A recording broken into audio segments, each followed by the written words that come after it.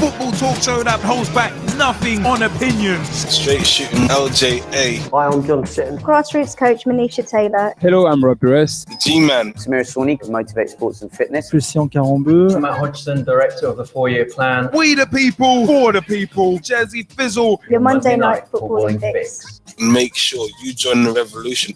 The pitch is where we eat. The pitch is where we sleep. And the pitch is where we talk. Each and every Monday night of your lives. At youtube.com/pitch talk. For podcast links and information, check out our official website, www.pitch-talk.com.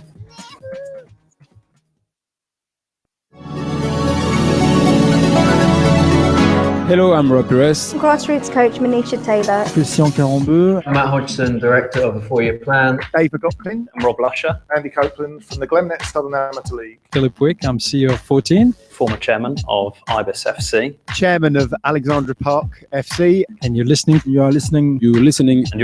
Pitch Talk, the only place to get your Monday night footballing fix. Because the pitch is where we eat. The pitch is where we sleep. And the pitch is where we talk. Make sure you join the revolution, the football revolution.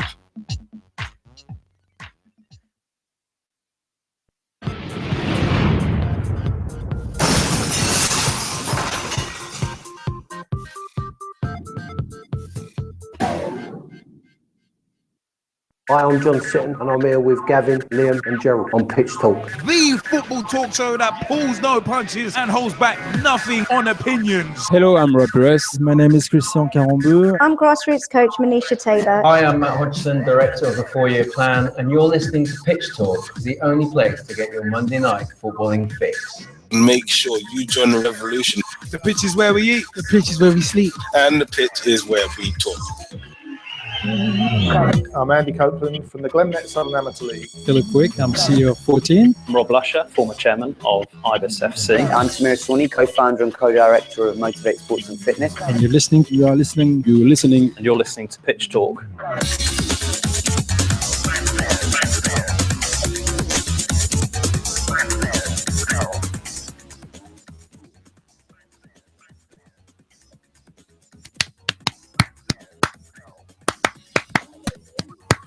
Ladies and gentlemen, boys and girls, children of all ages, live right now is the football talk show that pulls no punches and of course holds back nothing on opinions, because the pitch is where we eat.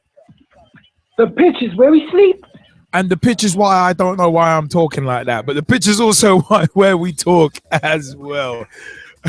Ladies and gentlemen, boys and girls, children of all ages, we are live with your Monday night footballing fix. www.pitch-talk.com is where you can find us, find out more information about us on our official website, www.pitch-talk.com. Also, Facebook.com/pitch talk. Become fan, become friend, become member of the group. Join the footballing revolution we're working so hard to create. Also, pitchtalk.blogspot.com or .co.uk is where you can find our blogs by yours truly, Straight Shooting LJA, Jazzy Fizzle. You can also find the G-Man's newest blog with the top 10 funniest names in football. Very much worth a read. Also, you can find Dave Meir, aka at Mearsey on Twitter. You can find his Word of a Ref blog, where he generally talks about refereeing decisions, but he also, his latest one, actually talks about the politics of football. So have a read of that. Definitely have a read of that one.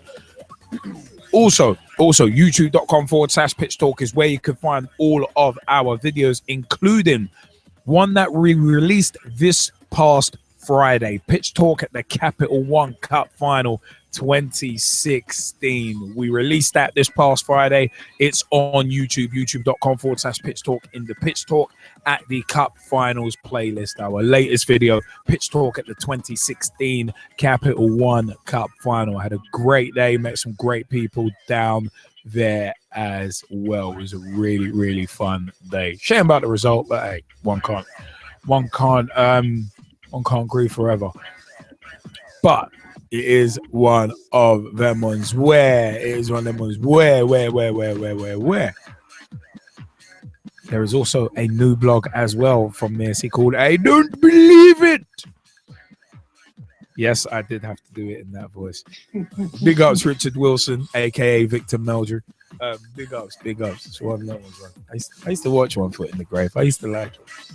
I say I marched too long in the tooth. Anyway, it is one of them ones. It did sound like Eric Morecambe doing the intro. I'll have to research that and see if it was.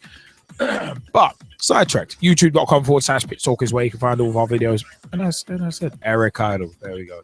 It was someone from that era. I got the Eric right. It was one of them. But it is one of them. Yeah, youtube.com/pitch talk for all the latest videos. Remember Pitch Talk 1, that is us on Skype. Add us. Big shout outs to Ryan Sonley, Russ Vernon, JBK, aka Jaymie Bailey, Mike Harniman, and also Brad Hicks as well, who are on Skype with us. Remember, 07535804466 is the mobile number as well. Call us, text us, let us know your views.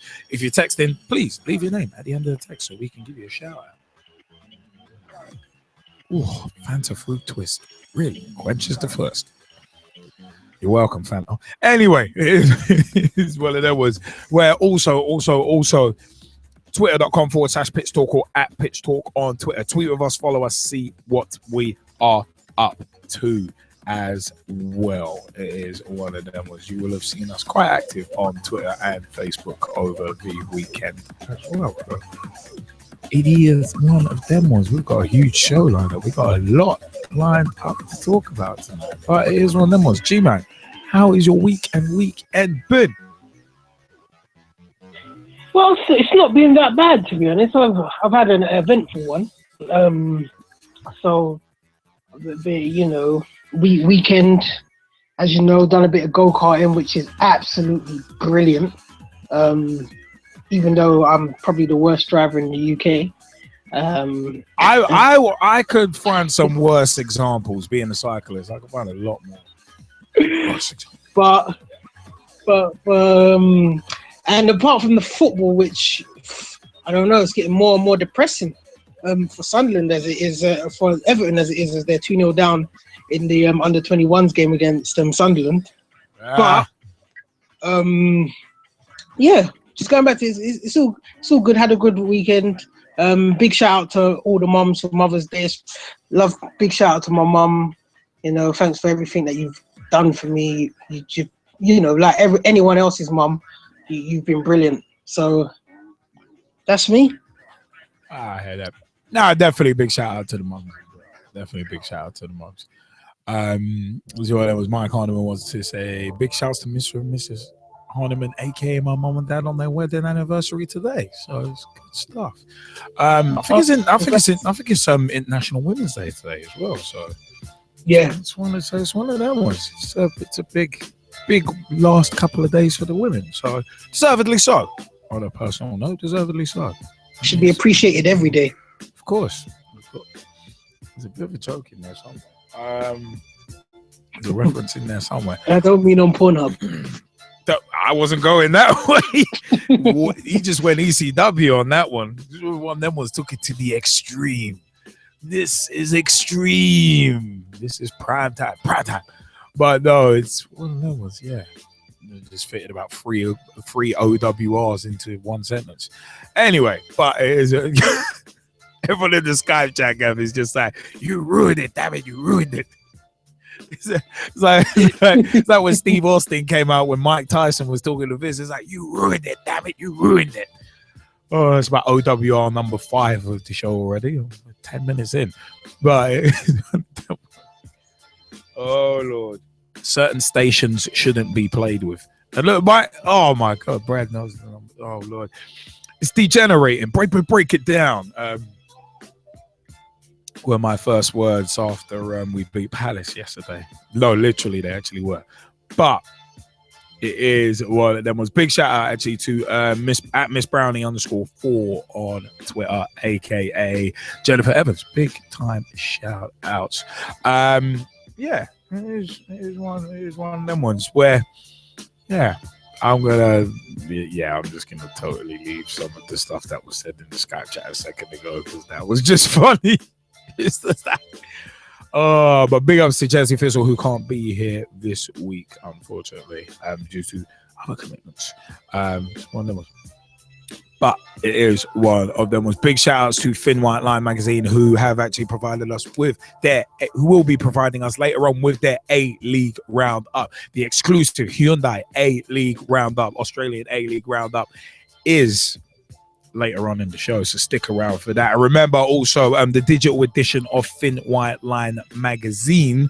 It is a case of there is an offer for the month. There is an offer for the month on the digital edition, whereby it is one of them. They are raising funds. They are raising funds for charity for a particular person. So it is one of them ones where we've got to give big shout outs to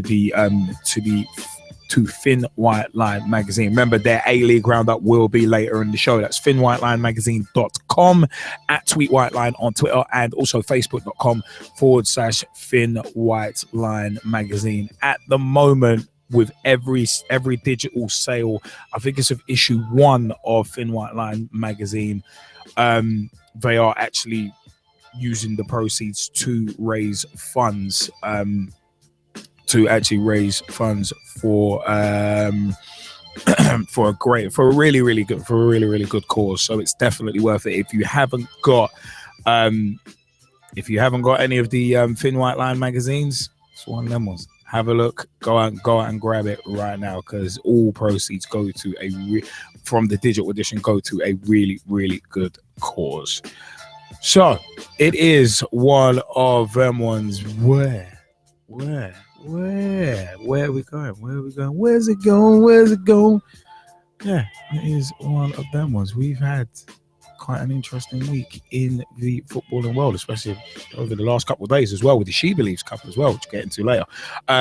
But yeah, big ups actually to Girls on the Ball, at Girls on the Ball on Twitter, facebook.com/Girls on the Ball, and girlsontheball.com. Big shout outs to them as well. They've been doing live match updates during the She Believes Cup as well. So it was one of them was the England Lionesses. Mixed results, very much mixed results, but it is a case of where everyone they want. But I said, seen a lot this week, and it is one of them ones where it is about time that to start rolling in. And let's go to our first segment of the show, which is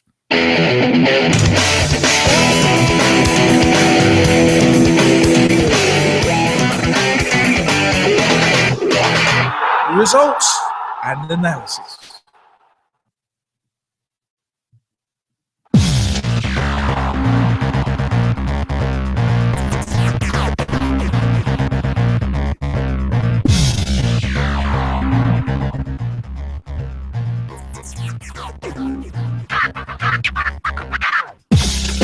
It's results and analyses.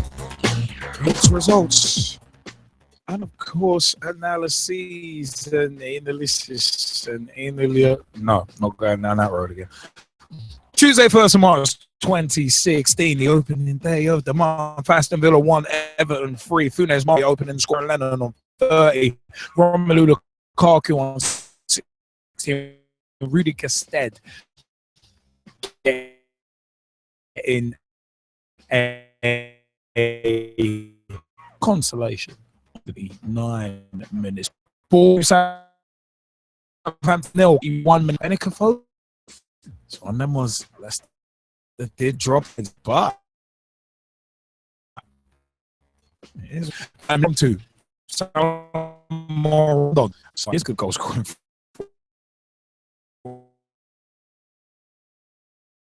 First half stop time on 50 minutes. One of them was down. Norwich 1, Chelsea 2. Is one that Leicester 2 was prompted, made things interesting at the top. More on that in a second. But yeah, Norwich 1, Chelsea 2. the opening goal. And then the second goal came in first stoppage time. Yeah, second one. Rather than getting Norwich's consolation. Bit of controversy in terms of Diego Costa's goal because he actually was offside. And he knew it. He played to the all credit to him, but the fact is he knew he was offside. The random was that I was expecting a flag, but I'll put it away. I've done mine as one. Then was Chelsea squeezing their way through against Norwich. It must be said. It was a questionable goal. But Sunderland 2, Crystal Palace 2, and Doy opened the scoring on 36 minutes. Connor Wickham scored on 60 and 67 minutes, and Fabio Barini on 90 minutes scoring as well. Sky Bet Championship, Blackburn 2, Middlesbrough 1, Akpan opened the scoring for him on 83 minutes. Forshaw scored a consolation for Middlesbrough on 91 minutes. Sky Bet League 1, Barnsley 2, Coventry 0, Roberts on 10 minutes, Fletcher on 60 minutes, giving Barnsley the points there. Bradford 1, Colchester 2. Thomas opened the scoring on 17 minutes for Bradford, but Ambrose scored twice, 23 and 57 minutes. Bury 3, Peterborough 1, Clark on 33 minutes. Madison scored on 52 minutes, what turned out to be a consolation. Almeida Santos was sent off for a second bookable on 79, and Tut scored on 80 minutes. Chesterfield 1, Blackpool 1. Potts opened the scoring for Blackpool on 53, but O'Shea scored on 57 for Chesterfield. Fleetwood 2, Gillingham 1. Burns on 3 minutes. Amiobi on 9 minutes, getting his first goal for them. And Norris scored for Gillingham on 36 minutes. Millwall 0, Wigan 0, more than 2 bookings on 34 minutes. Oldham 1, Port Vale 1. Foley opened the scoring for Port Vale on 60 minutes. There's no WR in there somewhere. But Kelly equalised on 68 minutes. Sheffield United 0, Burton 1. Lewis Akins with the only goal of the game on 49 minutes for Burton Albion. Shrewsbury 2, Roy on 12 minutes, and Knight Percival on 45 minutes scoring the second. I don't know where I keep getting Lewis Akins from. Yeah, thank you for that, Mr. Harniman, for that correction. I don't know where I got Lewis from in terms of Akins. I don't know. But yeah, Southend 1, Crew 1. Cooper on 86 minutes, and Payne scored a penalty on 94 minutes. Walsall 0, Scunthorpe 0, Swindon 2, Doncaster 0. Jordan Abika scoring in first half stoppage time, and also got a second on 66 minutes. Chaplow was at 8 minutes after 2 bookings. Sky Bet League 2, Barnet 1, Plymouth 0. Yadam on 69 minutes with the only goal of the game. Sorry, Ryan. Sorry about your luck. Bristol Rovers 4, Hartlepool 1. Taylor on 10. Gaffney on 31. Taylor again on 38. And again on 56. And Billy Painter got a consolation on 52 minutes for Hartlepool. Let's roll on to Cambridge 1, Wickham 0. Coulson with the only goal on 27 minutes, the only goal of the game. Carlisle 2, Leyton Orient 2.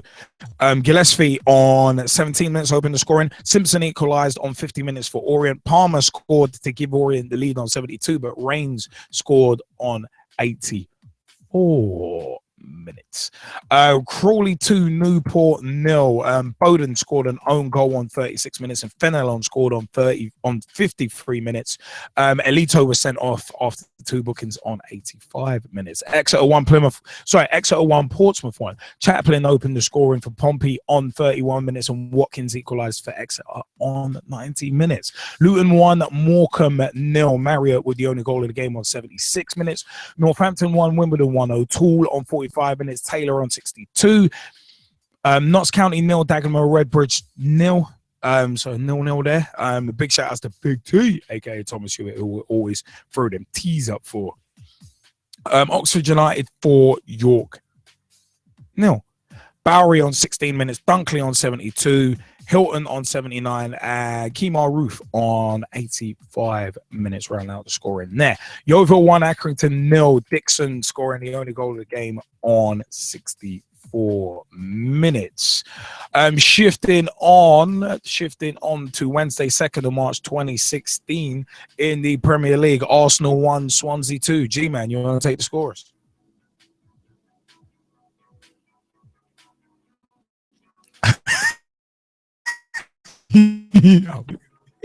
About that. He's still salty about it. Arsenal Swansea 2. Joel Campbell scoring on the 15th minute. Wayne Rutledge scoring on the 32nd minute, and Ashley Williams scoring on the 74th minute. Nice. It's one of them ones we're definitely going to come back to that one. Stoke 1. Yeah, I'm going to come back to that. We have to. Stoke 1, Newcastle 0. Sheridan Shaqiri on 80 minutes to the only goal of the game. The Arsenal-Swansea result is one of them ones. Arsenal had the chance to claw back some points on Leicester, who had dropped points earlier in the day, but dropped the ball there. Speaking of another team who dropped the ball in terms of trying to catch up Leicester, Tottenham did too. West Ham 1, Tottenham 0. Mikel Antonio on 7 minutes with the only goal in that game. With the liver bird upon my chest, this is the result I like the best this week, and there were two good ones. Liverpool 3, Manchester City 0. Adam Lallana, who was running the show on the night, scored the opener on 34 minutes. James Milner scoring on 41 minutes. And Roberto Firmino adding the party piece with a goal on 57 minutes. Yeah, this is one of them was. Man United 1, Watford 0 in a game where Watford really should have took it. Juan Mata took it on 83 minutes.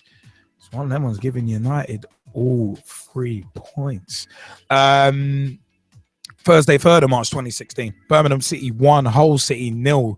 Hull missing the chance to go top of the championship at that point. Torral on 14 minutes with the only goal of the game in that one. Skybet Championship. Friday, 4th of March 2016. Middlesbrough 2, Wolves 1. Gaston Ramirez scoring on 24 and 56 minutes, and a Gibson own goal on 89 minutes, giving Wolves a consolation. Big shout outs, Kieran Riley. Shout outs, unlucky. What about your damn luck? But yeah. But before we go into the weekends,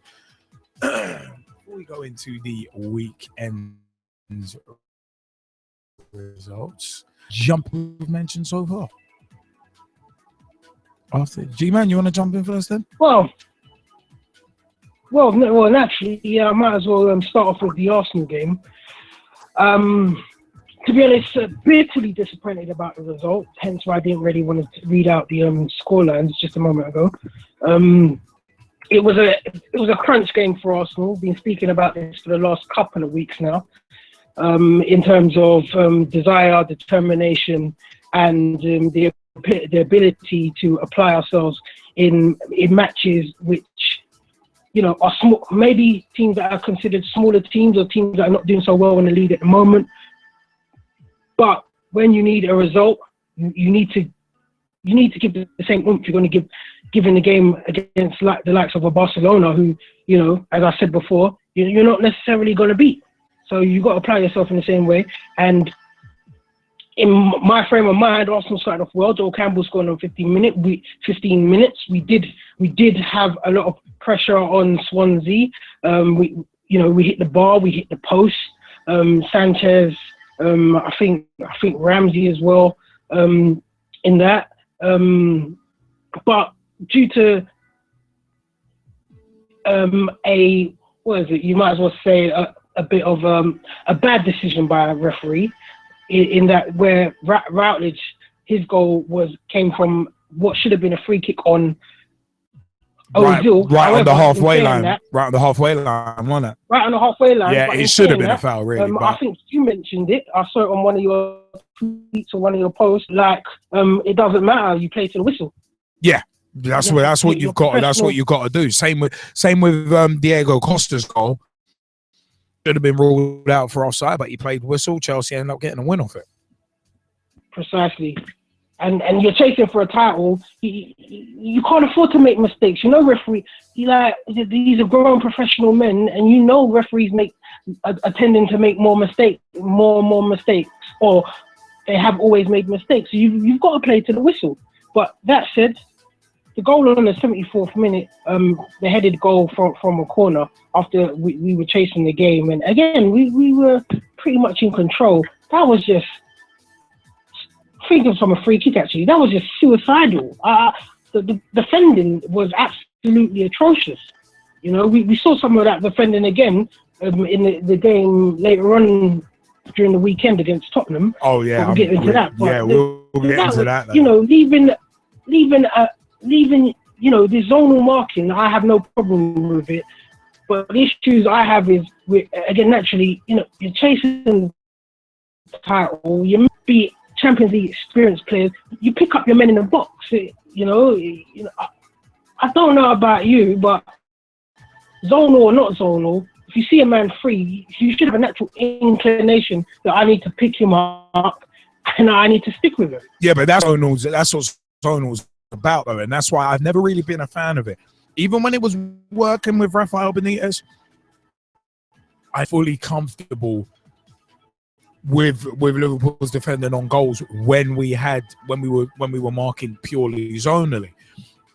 Because at the end of the day, like I've mentioned before, unless you're Paul Robinson against Croatia, the space is not going to score. So zonal, you've literally got this zone. If anyone comes into my zone, then I have a problem. But the fact is, 9 times out of 10 with zonal marking, because you're standing in one zone, you're getting a static jump. And what if a player is in between 2 zones? Then who takes him? Who takes him? Because no one's on a general basis, no one's really going to take responsibility. And for me, that's one of the major problems. Whereas if you're supposed to be touch tight to a man, if he gets away from you, right, you messed up because you let your man go. Tracking runners is of paramount importance. I keep mentioning it in regards to Liverpool goals, but it's one of them as you look at the way Fernandinho scored in the cup final. If you track runs, that goal don't happen. Same with Ashley Willis. He's not got a free header. He might not score that. That's the way I see it. I'm not a fan, really have been. If anything, to defend effectively, you've actually got to do a hybrid of that and man marking, in my view. Yeah. So technically, men on the post are I agree with zone. you at that point. So, but there was just a few little things that happened in the match. Just going back to the Ozil decision, you know, it was a very poor decision by the referee. That should have been a free kick. But again, you know, it's not one we can use in that game to say is why we lost it. Because at the end of the day, I said it the week before, how clinical we have been in front of goal has just been disgusting. You know, the fact that I think now it's we've only scored like three goals. Was it three or four goals in like 6-7 matches? You know, on a title run. You know, it's embarrassing, and not just that. There was Arsene Wenger made a decision, you know, where he substituted Joel Campbell. You know, he said Joel Campbell was tired. You know, and he absolutely got slaughtered for this because, in my eyes, you know, tired or not, Joel Campbell was one of the best players on the pitch. Yeah, this was around the 60th minute mark. We're chasing the second goal. We don't need to take him off. You know, we had other ineffective players on the pitch. Again, I would say we had Sanchez, we had Giroud, potentially we could say Aaron Ramsey as well. You know, they could have came off because they were adding, you know, they were adding little more to the game than what Joel Campbell was adding. So that was suicidal. And then the last minute dash by Peter Cech to try and score a goal on a you know, an impending free kick. Well, that backfired because he then went and pulled his carpet. For me, isn't that the passion? Isn't that the kind of passion that you Arsenal fans have been calling for? That kind of, you know what, I'm so desperate to score. I'm a goalkeeper and I'm going up for this corner. All right, it backfired, but isn't that the kind of passion you want? Wait, there's passion and there's desperation, and I think that was more desperation because from that result alone, we were barely in the title race for me, and that result alone, at that stage of the game, the players just knew it was over. That's why Peter Cech was. You can say it was passion, but you can say it was desperation. First place, because he shouldn't be up there. We should have been 3-1 up effectively in that game. With the chances that we had. But you know what? If we look at Leicester now, who basically their draw the day before, it was seen as they dropped points. It was a very good point for them at the end of the day, because Tottenham did lose on the same day as Arsenal, where they lost to West Ham 1-0. And Leicester are effectively showing, for me, they are showing the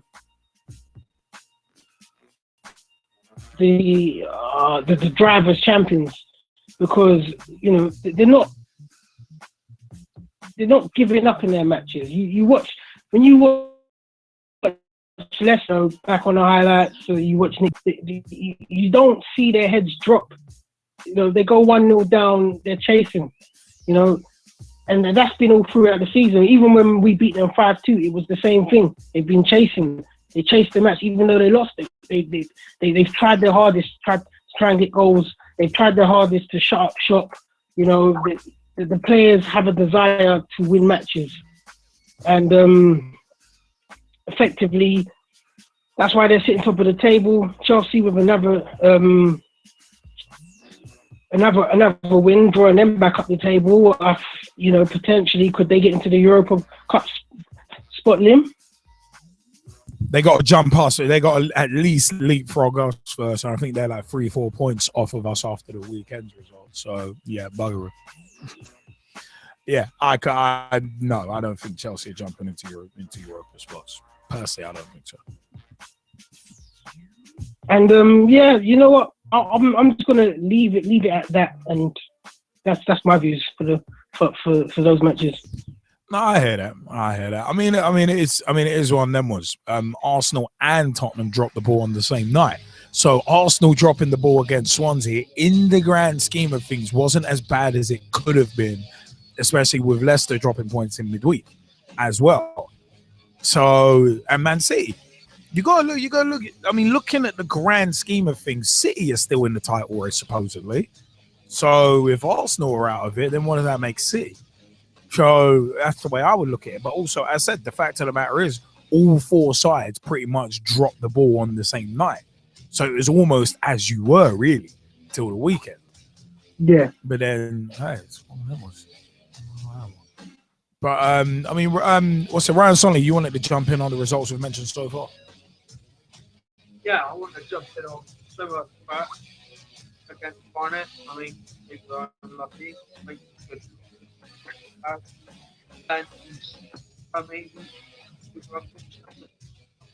And Ryan, we can actually barely hear you, to be perfectly honest. Why need to turn your mic up a touch?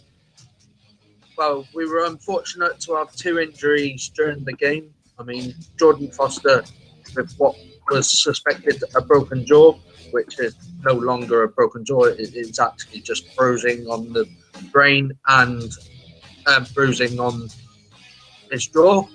And Ryan Brunt, who's now actually out for the season with his knee cruciate ligament damage, which hopefully they both recover in, well, hopefully Jordan can recover quicker than expected, and I wish them both a speedy recovery.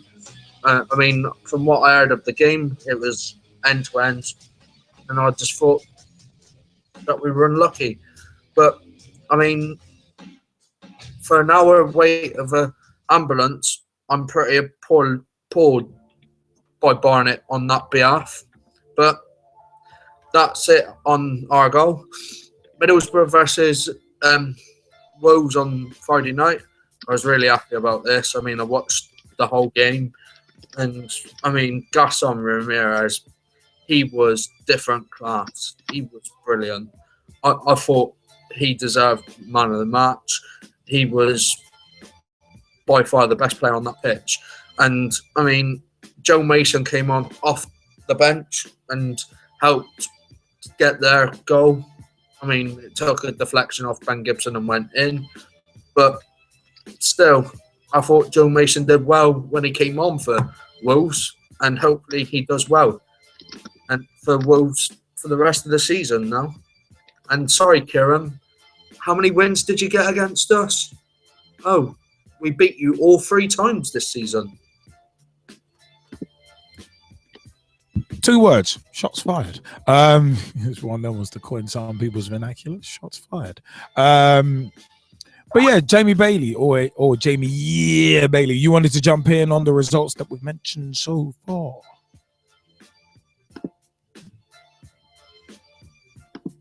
Jaymie, you there?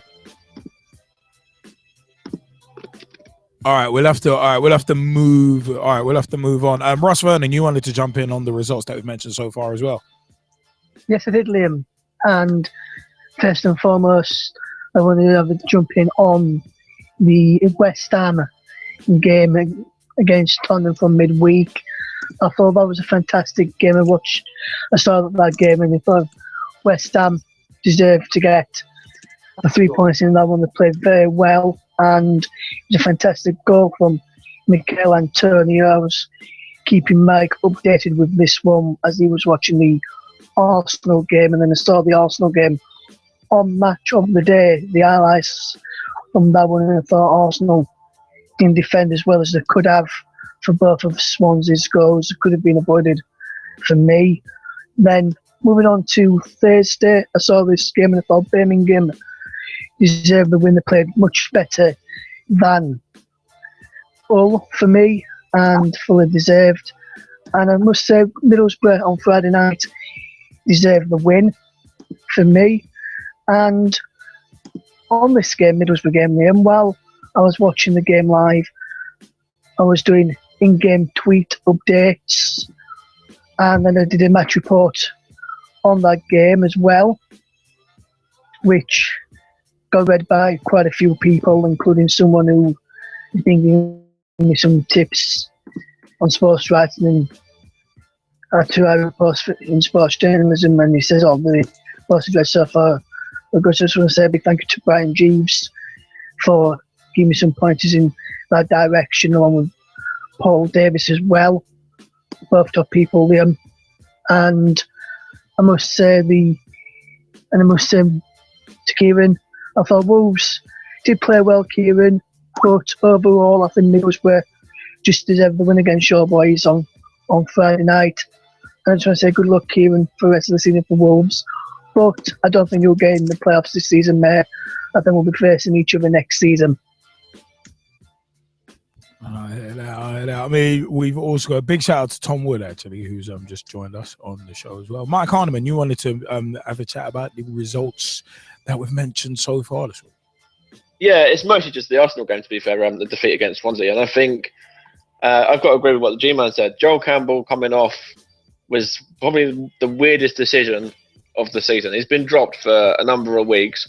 Obviously, he was playing so well when Sanchez was out injured, comes in, works tirelessly, and was actually probably a standout player there. You could when Sanchez was out injured, and you're kind of looking at Campbell to step up in these games. And he comes in fresh from the cold again after being on the bench for so long.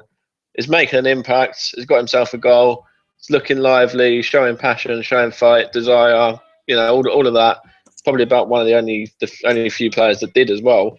With maybe Alexis working hard as always, but he looks a bit burnt out at the moment as well for me. But yeah, Campbell being substituted there was a bit of a weird and I think stupid decision as well, really. And he was actually making a big impact on that game. Defending for both goals, comical. Was like watching a non-league game, and I've seen a lot of non-league games as well. From being a Stevenage fan, obviously, follower as well. I've kind of seen a lot of non-league games there, so I know all about that. And Perma, Azaka, and Gabriel look like a non-league partnership. I can tell you that now. Miss Koscielny, 100%. And yeah, I think that's the title gone. I know obviously what happened at the weekend had an impact on that, but I just think that the way that we're performing, the way that not many of the players really seem that bothered about actually working for the club, actually, putting in 100%, apart from the likes of Joel Campbell, who was again left out at the weekend on the back of that performance. And yeah, for me, that's the title gone. I'm not going to say too much about it apart from that. And just crazy really on Wenger's part and on Arsenal's part on throwing it away again. And like I've said, 3 words, we've bottled it again. Simple as that. Drop the ball again. Drop the ball again. But it's one of them. Hey, only time will tell. Only time will tell. It's tight at the top. I gotta say, it's tight at the top. Speaking of the top, at the top of the women's game, there have been the She Believes Cup. And you know what? Big shout out to the England Lionesses, and especially big shout out to Farrah Williams, who actually won her 150th cap for the England Lionesses last night. I'm going to come back into that match a bit later. And also big shout outs to Alex Scott, who won, I think it was her 130th cap last night as well against Germany. But from the 4th of March 2016, England were beaten by the world champions United States in the She Believes Cup. It was actually only 1-0. England were beaten by a stunning 72nd minute strike from substitute Crystal Dunn as the United States won their first match in the She Believes Cup. Legit goal of the week contender, stuff of the week coming up later on. Dunn powered home the only goal with a 20-yard shot into the top right-hand corner of Karen Bartley's net. In the match, a few chances. England's best chance fell to Tony Duggan, whose shot was saved by a diving Hope Solo. Was one of them ones where she really should have squared it, but any striker is selfish and is going to go for it. See the whites of the post, go for him. England also had a first half penalty appeal turned down as well in front of the 13,027 crowd at the Raymond James Stadium. Would have been very harsh to have given it as a penalty, especially as I think it was Jodie Taylor. There was a little shove in the back of the US defender by Taylor. Says, come on, it would have been real harsh.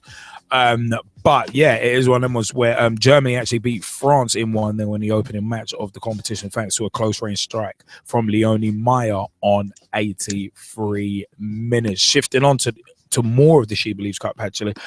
Germany women 2, England Lionesses 1. Flaherty on 76 minute an own goal after Tony Duggan with a quality header had actually given the Lionesses the lead on 9 minutes. But there was also a penalty scored by Peter on 82 minutes. It is one of them was they conceded 2 late goals, but that penalty really should never have been. Because it was actually hilarious. It was actually pretty bloody funny. Big shout out actually. I said earlier, big shout out to Girls on the Ball at Girls on the Ball on Twitter, who were doing live updates in the She Believes Cup over the weekend, and also a big shout out to at Candy Caned on Twitter and at Carbon_Robert on Twitter as well.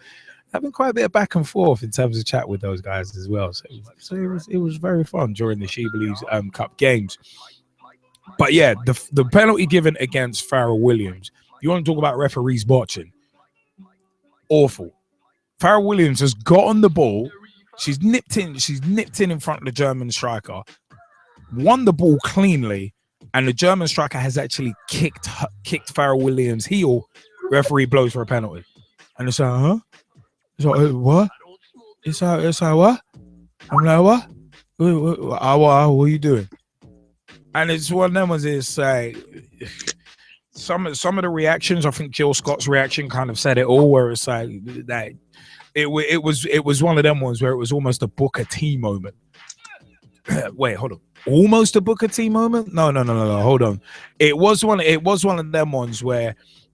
You saw the penalty. I saw the penalty given against Farrah Williams, and I thought to myself, "Tell me, I did not just see that." When the referee pointed to the spot, that was my reaction, because I was like, when the stoppage had happened, I was thinking, I don't know what the hell's going on here. But then when the penalty got given, it was like, wait a minute, but I don't like it.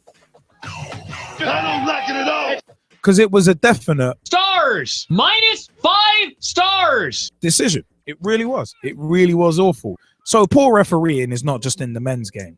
And I'm really hoping that Mark Sampson, after his comments, doesn't get fined. Really hoping, because it's true. The officials legitimately cost England the game. It's just fortunate that this was not a World Cup match. But it now means that because England have been beaten twice in the tournament, in the inaugural tournament, they actually can't win the inaugural She Believes Cup, which is unfortunate. But it's one of them. We've still got France to play, actually. Still got France to play, which I think is coming up this Wednesday as well. I think it's coming up this Wednesday. I think coverage starts at 9:45 on, I think it's BBC One. I think it's either BBC One or the Red Button. I think it is the Red Button, where coverage starts at 9:45 p.m. So tune into that. England Lionesses versus France. But yeah, it is one of them ones. Quick question for all the Skypers. Does anyone want to jump in on the England Lionesses 2 matches? Because it is a case of they've played well. It's not as if they haven't played well, but the only bad thing is ball retention is one of the important things, because a lot of times when that ball was going up top, it wasn't really sticking in the first match anyway. But in the second match, you saw how good Jill Scott was in terms of a hold-up player. Her hold-up play was quality. So it's one of them ones. I mean, she was involved in the build-up, in the build-up, holding the ball up before Alex Greenwood to get it and then cross it for Tony Duggan's header. So it is one of them ones. Gilly Flaherty, really unlucky on the own goal against Germany. It's one of them ones. As a defender, you can't leave it. You can't leave that ball. So like had to go for it. Unfortunately, it ends up going in. So it's one of them ones. But Russ Vernon, you wanted to jump in on the England Lionesses matches so far in the She Believes Cup. Yes, Liam, and coverage just had to say yes, you're right, Liam. Coverage just at 9:50 on Wednesday on the Red Button. Kickoff is at 10 o'clock UK time for the game against France this coming Wednesday, Liam. Just had to give clarification for that for you, Liam. Mm-hmm. On the first game against USA, I didn't think we deserved to lose. We played absolutely fantastic. It was a fantastic goal from Crystal Dunn. You can't take credit. You've got to give credit for that. But for me, I think Lionesses did perform well. We did put up a good fight, and we didn't deserve to lose. For me, in that game, the player of the match, I probably would have given it to Stokes. I thought she had a fantastic game at left mid, and then something in the left back as well. I thought she had a fantastic game against the United States. And then last night, fantastic bowling from Alex Greenwood for Tony Duggan's opener, which was our only goal of the game. And then Germany, for me, I didn't think it was a penalty. Giafatti did get lucky with that own goal, and it was a soft penalty for me. I think the girls can go with their Zaldine and played absolutely fantastic so far. Hopefully they can go out and beat France on Wednesday evening. I'll be watching that one. And I just want to say, while we're speaking about the She Believes Cup, I just want to say a big thank you to Gianluca Leah, a friend of PT, who did me a preview of all the for the She Believes Cup and all the teams and everything we're going to win it. That's on my website. I'll send you a link over in a moment, and I'll tweet that to you guys so you can retweet that so everyone can have a read of that. And I'll send you my report from the USA game as well, which I just want to say once again, big thank you to Gianluca Leaf for that one. And I just want to say good luck to USA and Germany in their game on Wednesday. And also good luck to the Lionesses as well. I definitely agree with you on those. Definitely agree with you on those points. Definitely agree with you. Good luck to the Lionesses in the inaugural She Believes Cup tournament. Very much reminds me of Le Tournoi in 1997.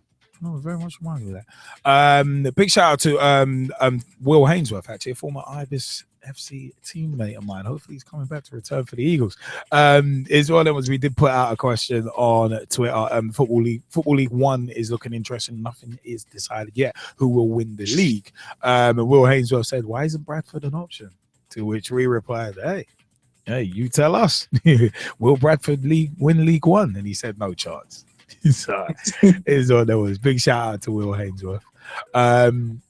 But yeah, it is one of them was. Let's shift on in terms of results because we've still got the rest of the weekend's results to go. Let's start in the Barclays Premier League with Saturday, March 5th, 2016. Tottenham 2, Arsenal 2. G-Man, you want to go through the rest of this? Yeah, I don't see why not. Tottenham 2, Arsenal 2.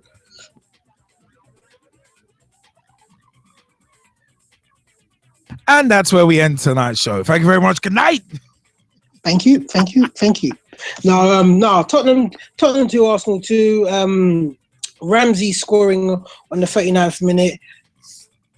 It's quite a spectacular goal, gotta say. Nice little flick from the inside of his boot. One of those you'll probably never see him do it again. And gotta say the build-up play wasn't too bad in itself with Danny Welbeck cutting in on the left-hand side. I think it was a through ball from Alexis Sanchez. I'm not 200% sure, but he squares it across the goal to Bellerin, and Ramsey goes in between Ramsey's legs, who he catches the ball, and yeah, the rest is history. It goes past Lloris. And saying that, after 39 minutes, you know, really and truthfully, Arsenal shouldn't have been in the lead because Tottenham did have their fair share of chances between the start of the game and when Ramsey scored. Arsenal were really weathering a storm on a Tottenham team who I've got to say I've been quite impressed with our rivals this season. They look pretty good. You know, especially in midfield. Hold on, what did you wait, no, I'm stopping you there. What did you just say? What did you just say about Tottenham? No, they look pretty good. To be honest, there's a time for banter. There's a time for shredding your team, your rivals, and then there's a time for being honest and squaring your opinions. And when they're playing well against you, you have to give them their favour, and you got to say it as it is. But don't worry, it won't. The segment won't end like that. Yeah, I love that. You gotta know. Within that time, Coughlin did pick up a silly yellow card for handling the ball. I don't know what he was thinking. Yeah, the second one was even more stupid. It was, which resulted in the red card on the 55th minute, and that was just suicidal because on the 60th minute, Alderweireld. Well, I call him Alderweireld, but I know that's not how you pronounce his name. Alderweireld, yeah. But he scored in the 60th minute to really swing the game in Tottenham's favour. If it wasn't hard enough being 10 men down, it was even harder when Harry Kane scored on the 62nd minute, and it was a absolutely beautiful goal. Again, give him his props. You know, it's from an angle, really and truthfully. If I had to compare it with an Arsenal player scoring that type of goal, I would say that would be the type of goal Alexis Sanchez would attempt to score and has scored, you know, similar ones in the past. So, but give Kane his credit. He was gutsy. You know, he should never have got into that position because when he went to retrieve the ball, and imagine the areas right in the left-hand side of the corner where the corner flag is, and I don't know what Mertesacker was doing, who was tracking him or was tracking the ball, managed to let Kane get past him, take it back inside him, so he left him for dead, and the rest was history. But on the 76th minute, Alexis Sanchez, you know, another assist for Hector Bellerin, who put Alexis Sanchez through on goal and made it 2-2. And you know what? We almost nicked it in the end with Aaron Ramsey was put through on goal by, I think it was Alexis Sanchez, but he just couldn't get the ball past Alderweireld. And yep, it ended 2-2. Now, if I just have a few minutes to spend on this game, this was the type of game that we've been wanting to see from Arsenal for the last 3 or 4 games, to be honest. Ever since the whole match two weeks ago, I would say this is the type of game we've been expecting to see, where, there was desire, there was passion. We were at 10 men. Everyone expected us to lose it, especially when Harry Kane scored in the 62nd minute. You even said the atmosphere was rocking when you was listening to it on 909. Yeah. And I was listening to bits and bobs of it, but I almost gave up faith when we went 2-1 down. But this is what we want to see from Arsenal, and everyone put a shift in afterwards. There was a lot of moaning about Arsene Wenger taking 20 minutes to put on a substitution, but the fact is, the matter is, 55 minutes, do you just quickly haul a player off and then try to consolidate the match, or do you try and play it out and see what happens, because you were in a commanding position, to see if your team can get to grips with it? Because we know sometimes 10 men can be better than, well, not better, but harder to play against for some teams. Well, it depends on how those 10 men set up, really. I mean, sometimes when you go down to 10, you have to kind of you end up putting in more effort, and you end up doing better. Yeah. And for some teams, you can actually get the win with 10 men. No, true. And with that said, great performances by Ospina and El Neni, who again, a lot of people have been asking why El Neni hasn't been playing. Well, I've got to say, it's not about why he hasn't been playing. It's about when he is playing matches. He puts in the performances like this. This is what we love to see. And it's the same with Joel Campbell. When people, Mike said, sometimes he's not getting his just deserves. Well, all the guy can do is, when he gets onto the pitch, play the best football that he can play. So he gives him a chance to start the next match. And same with Ospina. He made 9 great saves. He made one wonderful save right. I think it was like the first 5 minutes of the game, where I think it was Harry Kane basically was square on with him, and it just, I don't know how Ospina saved it, but he was just there. But enough with that said, this is a game Arsenal and Tottenham both needed to win. Points were shared. And effectively, the ball is now in Leicester's court. Very true. Very true. Well, with a 5-point lead, they're kind of sitting pretty at the moment. They're not very much sitting pretty. But in regards to sitting pretty, Chelsea ain't. Chelsea won, Stoke won. Alberto Traore opened the scoring on 39 minutes, but Mame Biran Diouf equalised on 85 minutes. Quality goal from Traore, must be said. Everton 2, West Ham 3. Lukaku opened the scoring on 13 minutes. Mirallas was sent off after 2 bookings on 34 minutes. In the same way that Coquelin was stupid going to ground for his second booking, Kevin Mirallas, same thing, except about half an hour later. It's one of them ones. But the fact of the matter is, Aaron Lennon, slick build-up play, slicker than Whale Turd in a nice flow to take a Jim Cornette phrase there. But Mikel Antonio scored on 78 minutes. That was 2-1. Sacco, the Afro Sacco, scored on 81 minutes to make it 2-2. Everton sacrificing a 2-0 lead, and it got even worse because they conceded the first from Dimitri Payet on 90 minutes. Crosses. Everton don't seem to be able to deal with them that well. But speaking of not dealing well, Aston Villa can't deal with anything well at all. It's one of them ones. Man City 4, Aston Villa 0. Yaya Toure opened the scoring on 48 minutes. Aguero on 50 minutes. Aguero again on 60 minutes. And Raheem Sterling scored on 66 minutes. It's one of them ones, once again, awful defending from Villa. And it's one of them ones, not tracking runners, not really doing anything and watching the ball. Micah Richards and Alan Hutton, respectively. One of them was sloppy. Speaking of sloppy, Newcastle 1, Bournemouth 3. Stephen Taylor own goal on 28 minutes. Admittedly, that was unlucky. Similar, almost a carbon copy. Like you flip in video editing terms, flip horizontal. Or those who use Photoshop, flip horizontal, Gilly Flaherty's goal, and you get the goal that Stephen Taylor, the OG that he conceded on 28 minutes. One that as a defender you can't leave, but sometimes they go in.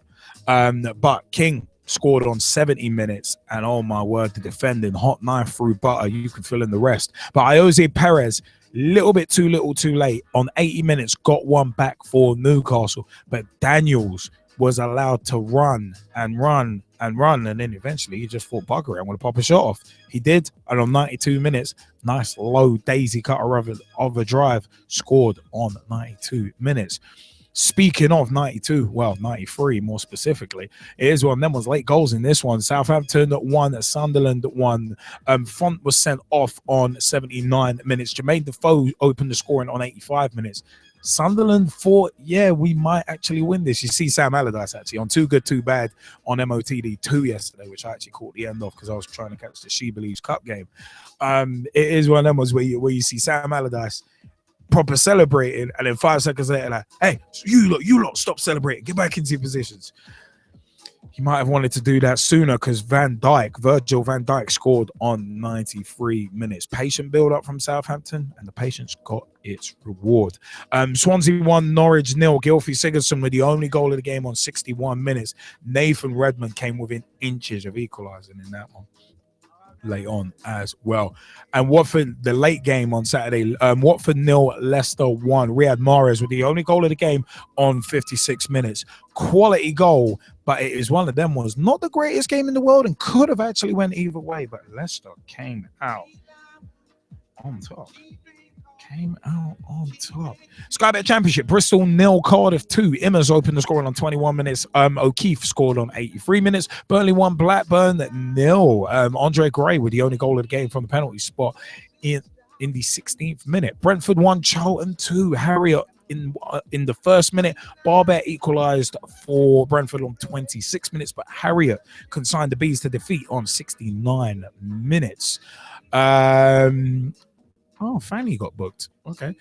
Sorry, I got a bit sidetracked there. Fanny for Charlton got booked. There's a joke in there somewhere. I'm not going down that road. Derby County 2, Huddersfield Town 0. Martin on 31 minutes and Russell on 73 minutes with the goals. Ipswich 1, Nottingham Forest 0. Pringle with the only goal of the game on 63 minutes. Leeds United 2, Bolton 1. It's one of them was Antonucci scoring a brace. 39 and 62 minutes. That is disgusting. Mr. Harniman, that is disgusting. You know what? Yeah, that joke in the Skype chat. I'm not even going to say what it was. All I'm going to say is -5 stars. And also, you know what? I got to say to that joke. Hey, he stuck his legs. I'm not saying what that is on there. It was kind of funny though. But yeah, where were we? Leeds 2, Bolton 1. Antonucci on 39 and 62, and Woolery on 74, getting one back for Bolton. MK Dons 2, QPR 0. Lewington on 49 minutes. Reeves scored a penalty on 93 minutes. Preston 0, Brighton 0. Reading 2, Fulham 2. Musa Dembele opened the scoring on 8 minutes. Hal Robson-Kanu scored the first of his brace from the penalty spot on 24 minutes. Scored again on 41 minutes. And Ross McCormack scored a penalty on 52 minutes. Sheffield Wednesday 0, Rotherham 1. Matt Derbyshire with the only goal of the game on 21 minutes. Sky Bet League 1, Bury 0, Bradford 0. Big shout outs to Will Hainsworth as well. Yeah, not winning the league after drawing 0-0 Bury. Coventry 0, Rochdale 1. Henderson scoring a penalty on 89 minutes. Crew 1, Burton 1. Haber on 14 minutes. Akins equalised on 35 minutes for Burton. Doncaster 0, Shrewsbury 1. Wally again scoring. Second time in a week. It's one of them ones with his goal with the only goal on 62 minutes. Fleetwood 2, Sheffield United 2, done on 29 minutes, opened the score in DONE, that is, for Sheffield United on 29 minutes. Hunter equalised for Fleetwood on 31. Nilsson gave Fleetwood the lead on 60. Horton was booked on 74, sent off on 88, and Adams scored a penalty on 93 minutes. Millwall 3, Blackpool 0. Gregory on 8 minutes. Wallace on 24 minutes. Morrison from the penalty spot on 84 minutes. White was sent off. He was booked on 56, sent off on 76. Oldham versus Swindon was postponed. Port Vale 2, Colchester 0. Robinson on 9 minutes. Foley on 73 minutes. Scunthorpe 0. Gillingham 0. Southend 0. Chesterfield 1. Lee Novak with the only goal of the game on 89 minutes. Walsall 1. Burnley 3. Fletcher on 17 minutes. Bradshaw equalised on 28 minutes. Brownhill and then Chapman on 50 and 56 respectively ended up making it 3-1-2. Barnsley, Wigan 1, Peterborough 0. Peterborough 1. Grigg opened the score on 71 minutes and Madison scoring again this week on 80 minutes. Sky Bet League 2, Wimbledon 0, Accrington 0. Etheridge was sent off in that game on 87 minutes. Barnet 1, Hartlepool 3. Shamotan scoring on 11 minutes for Barnet. But Hawkins scored on 34 and 40, and Thomas scored on 60. Cambridge 0, Exeter 1. Watkins on 76 minutes. Oh, God. No, sorry. Every time I hear Watkins, I just think of a certain story. G-Man, bright lights and a big up. Nah, anyway. It's a shame Jersey Fizzle's not here this week. Big old bitty. They belong to Jersey Fizzle. You know. Anyway, tonight. Carlisle 1, Northampton 4. Marquise opened the scoring on 16 minutes. O'Toole on 33. Hope got a consolation for Carlisle.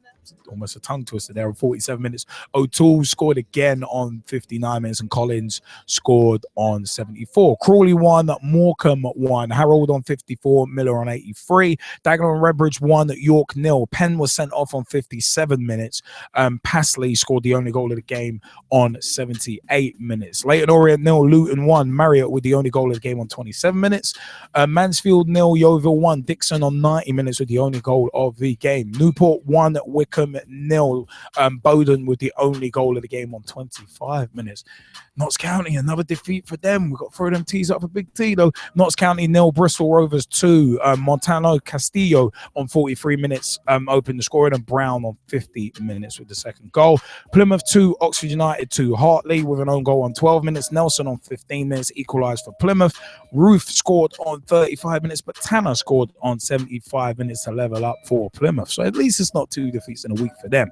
Speaking of 2 defeats in a week, Stevenage 0, Portsmouth 2. McNulty on 22 minutes and Naismith on 82 minutes. Sunday, March 6th, 2016, Crystal Palace 1, Liverpool 2. Speaking of late drama earlier with Sunderland, Southampton, you want something in this as well. I'm in 2 defeats in a week. 3 defeats in a row for Stevenage. Hey, if you want to bring that up, I wasn't going to. Crystal Palace 1, Liverpool 2. Joe Ledley opened the scoring on 48 minutes. And it must be said, we need to learn to clear our lines.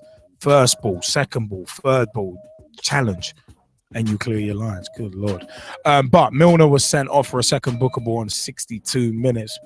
Slightly harshly so, but hey, it's one of them. Was Liverpool going down to 10 men almost sparked us into life, really, because Roberto Firmino capitalized on 72 minutes on an Alex McCarthy mistake and punished him. Had a lot to do after the mistake, after that missed kick, but did it with aplomb. But Christian Benteke scored a 96th minute penalty with pretty much the last kick of the game. Some have questioned it. The footage and the images are out there. For me, Stonewall penalty. So, well, it's one of them ones. And you know what? Yeah, one thing I do want to say, certain media outlets and certain individuals in particular are just truly part of the parasitic media. Truly parasitic. And these are the opinions of Straight Shooting LJA. Jeff Shreves is one of those parasites. I do have to say it. On a personal note, like he was trying. He looked like he was legitimately trying to push Alan Pardew's buttons. You like, imagine Pardew now. Damien Delaney has gone to ground unnecessarily, giving the referee a choice to make. and he's caught Benteke. There's all this thing that we've spoken about before, and about there was minimal contact. Well, the fact is there was contact. So but for me, if Damien Delaney stays on his feet, that doesn't happen. So more fool Damien Delaney. You can come out and start trying to manipulate images all you want, but the fact of the matter is there was contact. Now, Jeff Shreves, for me, parasite. One of them was the way he was trying to goad Pardew into saying something, and Pardew's like, no, you know what? I've just given you my opinion, accept it, and let me go. And it's like Shreves just kept trying to prod him, like what he did to Branislav Ivanovic when he knew Ivanovic was going to miss the Champions League final. Well, you know you're going to miss the final, don't you? Well, you do know you're going to miss the final. It's like, dude, why are you doing that? That's one thing that annoys me about certain media outlets and certain people in particular. There's no need for that. It's totally unnecessary. Just don't like seeing it, because you're literally forcing people to do something. And then if Pardew ends up getting goaded into it, it's not Sky Sports getting in trouble. It'll be Pardew, which is unfair. But one result that was actually hilarious over the weekend: West Brom 1, Man United 0. Mata booked on 23, sent off on 26 minutes. The second tackle, the second incident, it was one of them was a little harsh for a second booking, to be honest, but all right. It's one of them was, you go to ground, you're always going to get booked. You go to ground. But yeah, Salomon Rondon got the winning goal on 66 minutes. And of course, the PT WhatsApp chat was, wow, we had a lot of fun on that. Didn't we, G-Man? We had a good laugh. We had a good laugh at that one. But what's the matter? Jazzy. What's the matter with you, Jazzy? What's the matter with you? It doesn't matter what's wrong with you. Hey, one of them was, that is a P take. But it is one of them was, G-Man, you want to jump in on the results we mentioned, and then I'm going to throw out to the Skypers as well. Yeah, I won't spend too long. I'll just probably do my little roundup of how it affects everything in the Premier League, to be honest, because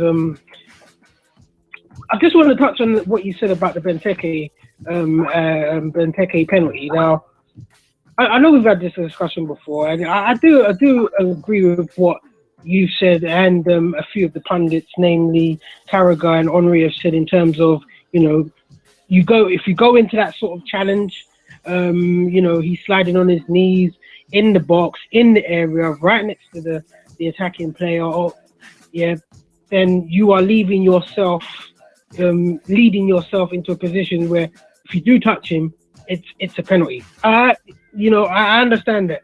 And yes, the referee has every right to give a penalty. However, the referee initially wasn't going to give a penalty because he never thought it was a penalty.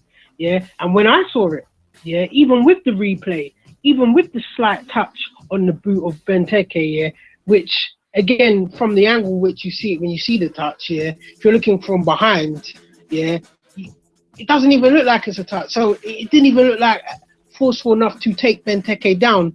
And the fact is, I do believe Benteke dived. I believe he felt the touch on the boot. He felt that with the angle where he was at, nothing was going to come to it, and almost certainly it was going to go out for a goal kick and whistle was going to get blown.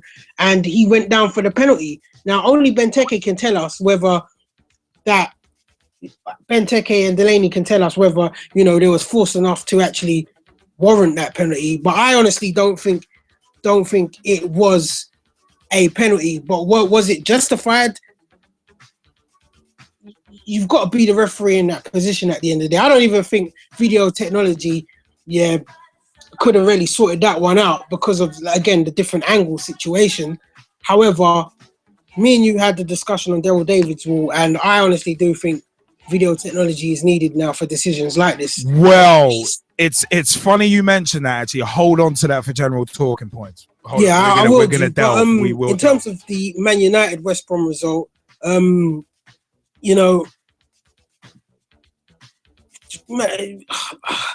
it's a hard one because Man United can count themselves bitterly disappointed with the two challenges by Mata. Sometimes in football you need to keep your head like Francis Coquelin. did in our match. And, you know, Matt just made 2 silly challenges in the space of 3 minutes. Like, it's absolutely ridiculous, and it's cost Man United. And effectively, this could be a big 3 points dropped, you know, with West Ham breathing down their shoulders. That said, you know, Chelsea picking up 1 point against Stoke, they'll be bitterly disappointed they didn't see that one through. Again, that question still looms above me. Will Chelsea get the Europa places? Will they play tactically and say, look, but forget the Europa places? Because, you know, if they're not in the competition like Europa, you know, will it give them a better stead for the new manager who comes in and takes over to go all out onslaught for the domestic trophies and the league? That's worth thinking about. Everton will be bitterly disappointed. Another red card with Morales getting sent off for an absolute second ridiculous challenge, which was surely out of frustration. But again, you know, he's let his team down. Everton did well to put themselves 2-0 up, and like you said, Lennon's goal was an absolute cracker. But I've got to give it to West Ham. With it, you know, they battled and they got their just rewards. You know, feel they were absolutely. If Everton had 11 men, they would never have got the result. They were absolutely run rugged. But that said, you can only beat the team that's in front of you, and that's becoming a consistent saying. Now, Man City, you know, no surprise there. Aston Villa absolutely woeful. They're, you know, they're down and out. They're gone. They're finished. You know, Remy Gard is probably thinking about his holiday already and what club he's going to take over, because I don't think. Well, I can't really speak for the man because I don't know him like that. But you know, him staying, you know, will it be beneficial to his career in, you know, going down to the Championship? But not just that. Will he have the support needed to bring Villa back up if that's what they're aiming to do within their first season in the Championship? And I'm assuming that's what they want to do. Will he be the right man to do it? Because the Championship's no joke, as we know. It is a very tough league. Newcastle is one I really want to talk about because I've been having conversations with my pal, well, our pal, Abika, who is absolutely livid about what's going on at Newcastle at the moment. He wants Steve McLaren out. He feels that, you know, he hasn't brought anything to the club or any of the promises that he had said he would fulfill. He hasn't done anything so far. Newcastle are struggling. You know, they're around teams where he believes that Newcastle shouldn't even be around. They should be in the mid-table. Personally, I don't agree with that. I think Newcastle are in the same situation as Sunderland, where for years now they've been buying substandard players, getting rid of players that they knew were substandard, or players that were not substandard, but players that are struggling there. And you know, once you build that sort of ethos into a club, it seems to be like a merry-go-round of very poorly motivated players who don't put in the performances, and you know, basically week in, week out, you end up seeing them either lose or draw. And Newcastle may have a game in hand around the teams, you know, in the bottom 5, but sometimes watching them, it's just hard to see. It's hard to see them actually getting a result. You know, the odd bright spark from the likes of Ronaldo or Jose Perez, but apart from that, you know, there's no other players really pulling their weight. And Swansea, seems like that Arsenal results got them, you know, kick-started in terms of picking up points and trying to curb themselves away from the relegation fight. Watford can count themselves bitterly unlucky, but again, let's say it again, the movement of champions You know, Leicester defying all the odds. You can Brad Hicks out there, you know, might have been mocking your team last season, but can only congratulate you on what Leicester are doing right now. And, you know, mate, just keep believing because they could potentially go on to win the league. Yeah, and do you know what the concerning thing is, though? The concerning thing is that some people believe teams like Leicester shouldn't be in the Champions League and they can make more money without them. More on that later. A lot more on that one a little later on, because those kind of disrespectful comments are just not on. But hell, it's one of them was Leicester smacking it. They are smacking it. Well, I'm gonna say that. It's an interesting fact that JBK's just dropped in the Skype chat. Aston Villa, who are 20th, and Newcastle United, who are 19th, have not used a single youth player in the league in 2016. Bearing in mind, we've only just crossed into the third month of 2016, so a bit of a skewed stat. But Sunderland in 17th have used one. Duncan Watmore and Norwich City, who are in 18th, used one in the victory against Man United as an enforced change. Not overly keen on stats like that, personally. Just because it's like saying, oh yeah, Deadpool's movie of the year. Yeah, but we've only had 2 months of the year. There's still another 10 to go. There's a lot of time to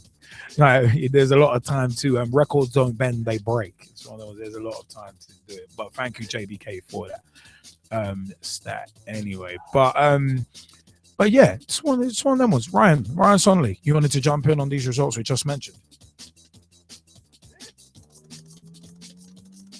Yeah, I will jump in on Plymouth's result against Oxford. I mean, it was a good result.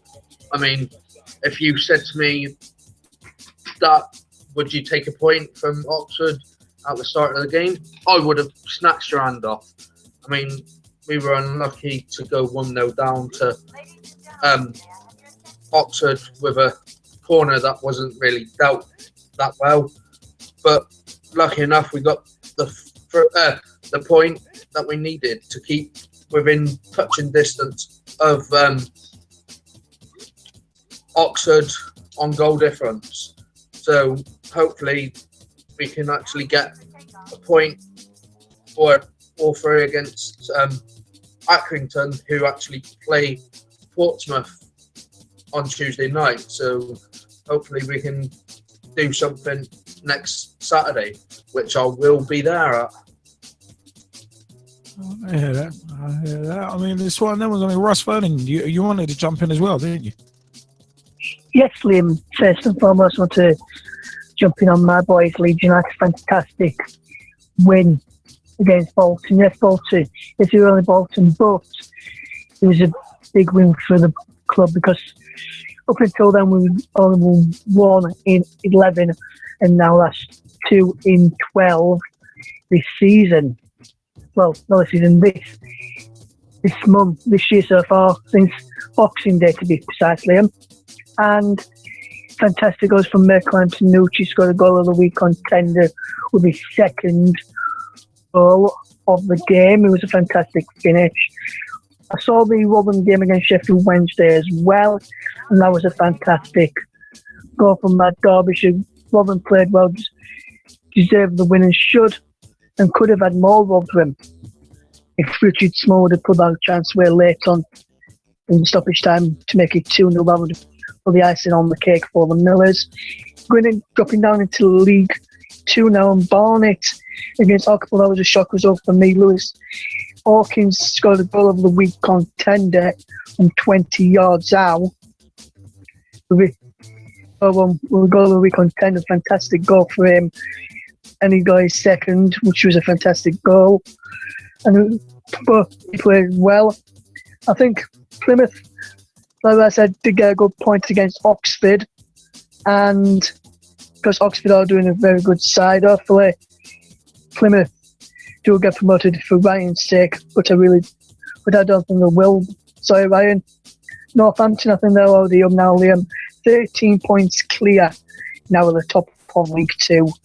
I think you can say they're pretty much up this season into League 1, which would be a fantastic achievement for them. Also struggling at the moment, good one for the Barnsley in League 1. Sheffield United, good point away. Fleetwood are a good side, Liam. And big shout out to Ben Reed, and a friend of mine who helps out with the media. We would covers the youth team and the occasional first team game as well. And good to see Steve Morrison on the score sheet for Millwall in their 3-0 win over 10-man Blackpool as well. In the Premier League from Saturday, Liam, Tottenham and Arsenal, I thought that was a fantastic game. Coughlin deserved red card for me, but how Eric Dyer didn't get sent off was beyond me. Already on the yellow, stupid to pull back. Giroud, and he should have been sent off. Leicester, I think if we win 7 of the next 9 of the last 9 of the season, that they did last season, then they'll be champions. And good luck to Leicester. I think I don't think pressure will get to them. I think they'll do it. So good luck to Leicester. I hope you do it. I hope you do it. Come on, you Foxes. I hope you do it, Brad. Mate. It's one of them ones. They're close. They are close. I mean, Mike Harniman, you wanted to jump in on these results as well.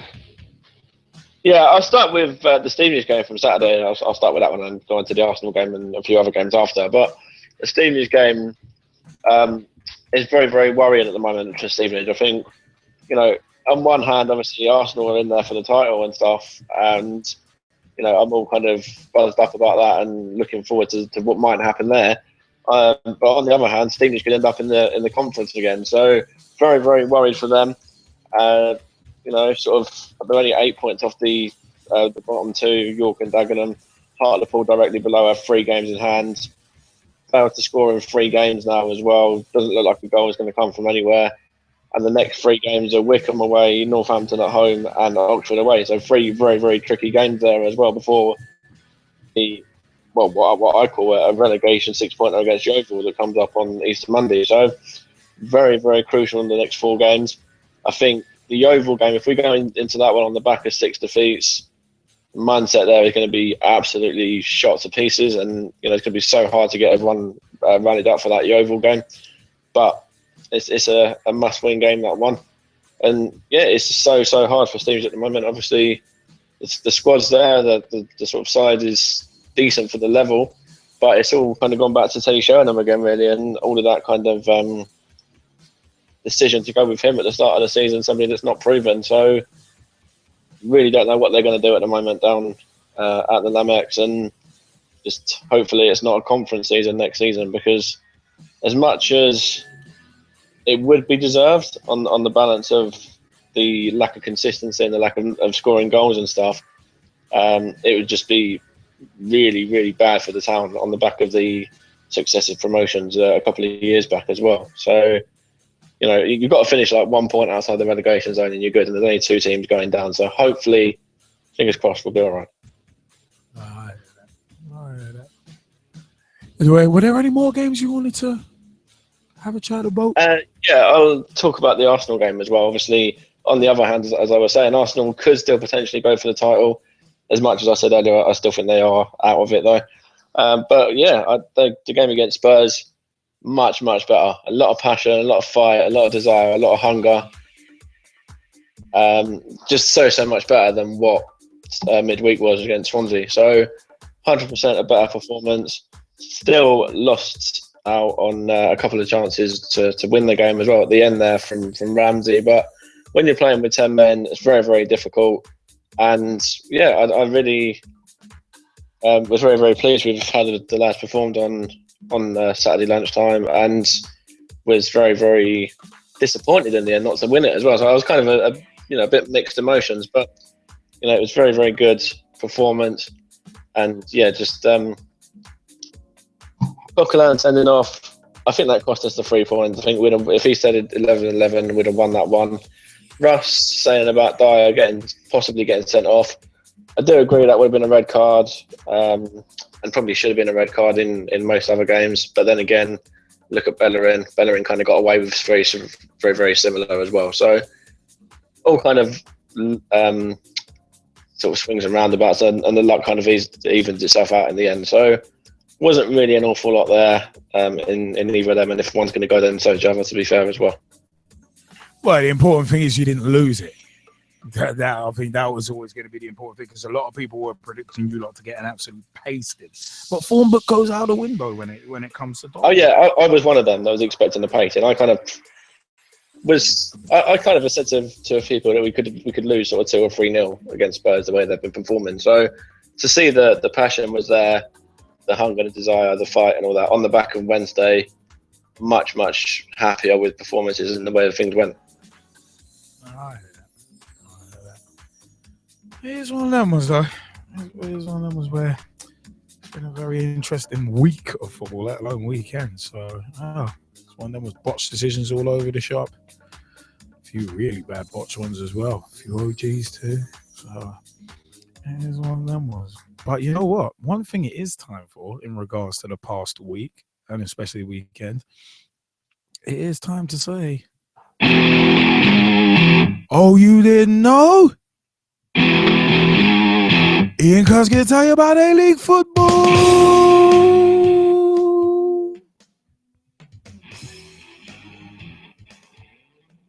Hello, pitch talkers, and thank you, Liam, again for singing for me, for singing for me every week. It's touching in a way that's not at all wrong. Now, let's move on to A-League. Round 22 has been completed over the weekend. Let's wrap up the results very quickly. Friday night, Brisbane Roar 3, Western Sydney 2. Roar had gone 1-0 up, then Wanderers fought back to be winning 2-1. Then Brisbane Roar, last 10 minutes, went bananas and ran out winners 3-2. How important could that result be in determining who finishes first? Saturday, Wellington Phoenix 0, Adelaide United 4. Adelaide United, they're just unstoppable at the moment. Saturday as well, Melbourne City 3, Sydney FC 0. Abysmal Sydney FC, I beg your pardon. Melbourne City, on the other hand, just rocked it in on Saturday night.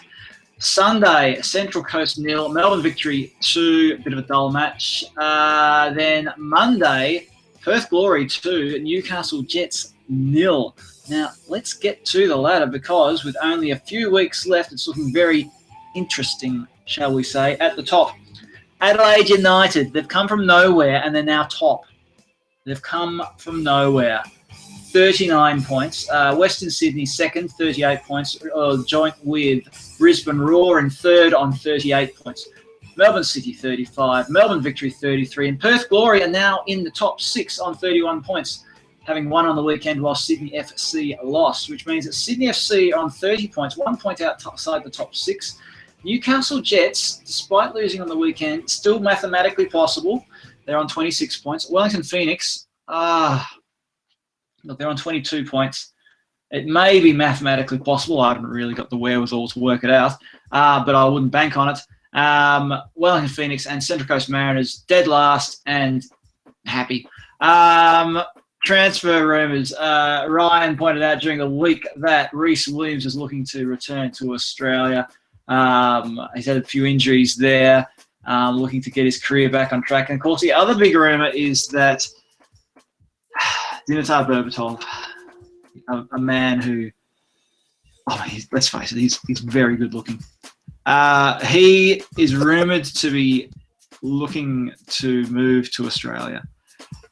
In particular to Melbourne Victory. The talk is that Melbourne Victory's French defender, Mathieu Delpierre, is likely to leave the club at the end of the season, and that Berbatov might be his replacement. Well, again, these things could happen. I mean, we saw Del Piero playing in Australia a few years ago, but he was a bit of a luxury player, and Berbatov would equally be a bit of a luxury player. And it's been shown in Australia that luxury players don't tend to win titles too often.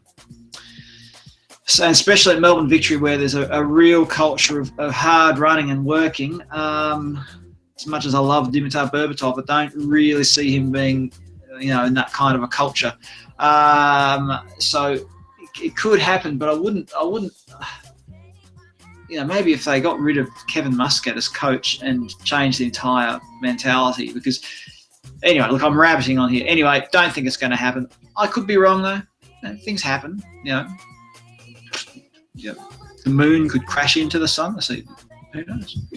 All right, that's enough of this nonsense. Let's talk quickly about something serious, and that is that Thin White Line is now available online as a digital magazine, and it costs a mere $5 Australian, which is about £2.50. So that really is nothing, isn't it? £2.50 for a digital magazine. And what's even better is that we're giving everything we raise from sales of issue 1 digital edition to the Support Joey charity, raising funds for a young football supporter who's the son of veteran football reporter Michael Lynch. The guy's name is Joey Lynch. Joey needs to go to the USA for treatment for cancer. Basically, it's his last hope to get his cancer treated, and it's going to cost a boatload of money. So we're doing our bit. The entire Australian football community has done its bit, and we're doing our bit as well. So please buy the magazine. Only $5, £2.50, and all that money goes to a great cause. So have a look on the website, thinwhitelinemagazine.com. Please buy, please support this great cause. I've mentioned the website. You can follow us on Twitter, Tweet Right the Line. You can follow us or like us on Facebook, Thin White Line Magazine. We're on Instagram where we post arty photos. Just search for Thin White Line Magazine. And what else do we do, Liam? I don't know. Just hang around, really. Yeah. Everything. Cool. Please remember, support the Support Joey charity by buying a copy of Thin White Line issue 1 digital. Liam, back to you in the studio. And a big time thank you to Mr. Ian Kerr for the Thin White Line Magazine roundup. Remember, all proceeds from the sales of Thin White Line Magazine, the issue 1 digital edition, are going to a fantastic cause. So please, please, please support that cause. If you haven't got issue 1, it's a very good read. We feature in it. It's got Tim Cahill on the front in his Australia shirt. It's one of them ones. What more could you want? But in all honesty, it is a really, really quality publication. It is one of them ones I actually have read from cover to cover, issue 1, and it is a very, very good read. It is one of them ones. It is very much well worth buying. So it's one of them was Thin White Line Magazine.com. They're on Instagram at Thin White Line Magazine. They're also at Tweet White Line on Twitter and Facebook.com/Thin White Line Magazine as well. Go and grab issue 1, the digital edition. As Ian said, all proceeds going to a very, very good cause. So it is worth that £2.50. Very much worth it. From cover to cover, a very, very good publication. So it is one of them ones. Go out and grab that. Yeah, it is one of them ones.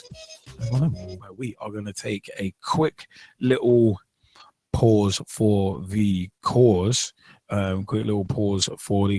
yeah, it is one of them ones where we shall be back in just a couple of minutes. We shall see you on the other side. The football talks nothing on opinions. Straight shooting LJA. Hi, I'm John Sitton. Grassroots coach Manisha Taylor. Hello, I'm Russ. The G-Man. Sports and Fitness. Christian Caron. Matt Hodgson, director of the 4-year plan. We the people, for the people. Jazzy Fizzle. Your Monday night footballing fix. Make sure you join the revolution. The pitch is where we eat. The pitch is where we sleep. And the pitch is where we talk. Each and every Monday night of your lives. At youtube.com/podcast links and information. Check out our official website, www.pitch-talk.com. Your Monday night football fix, Pitch Talk, is brought to you by and in association with Hi, a local podcast made by the fans for the fans of Notts County FC, hosted by Adam and Thomas Hewitt. Simply exclusive entertainment. If you need a party or rave film, go to sxemedia.com for more information.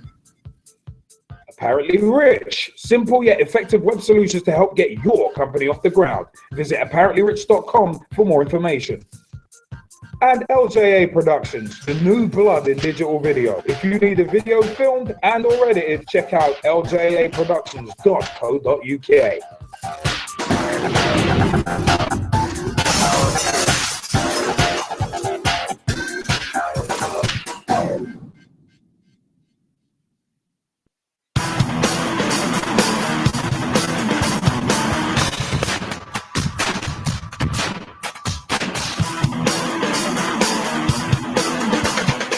LJA Productions, the new blood in digital video, offering video production services such as video editing, video encoding for the web, including YouTube and Vimeo, audio recording, filming of interviews, promos, live events, and much more. Get in touch at www.ljaproductions.co.uk or twitter.com/LJA Productions and let the new blood in digital video promote you.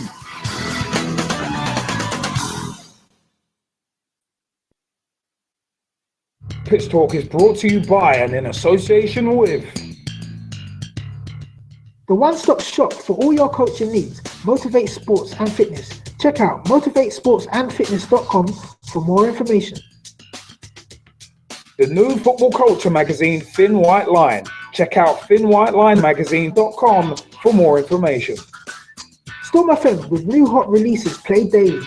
Feel the boom at stormfm.net.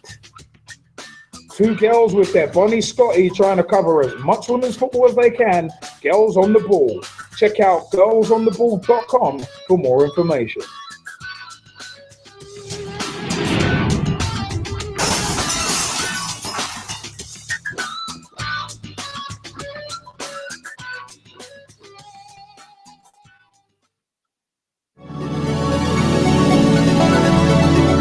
Hello, I'm Rob Perez. Grassroots coach Manisha Taylor. Christian Carambeu. Matt Hodgson, Director of the 4-Year Plan. David Gocklin. I'm Rob Lusher. Andy Copeland from the Glennet Southern Amateur League. Philip Wick, I'm CEO of 14. Former chairman of Ibis FC. Chairman of Alexandra Park FC. And you're listening to Pitch Talk. The only place to get your Monday night footballing fix. Because the pitch is where we eat. The pitch is where we sleep.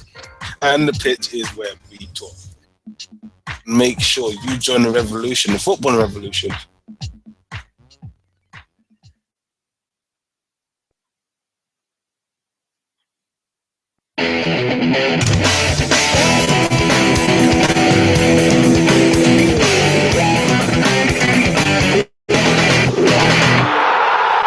Gentlemen, talking points.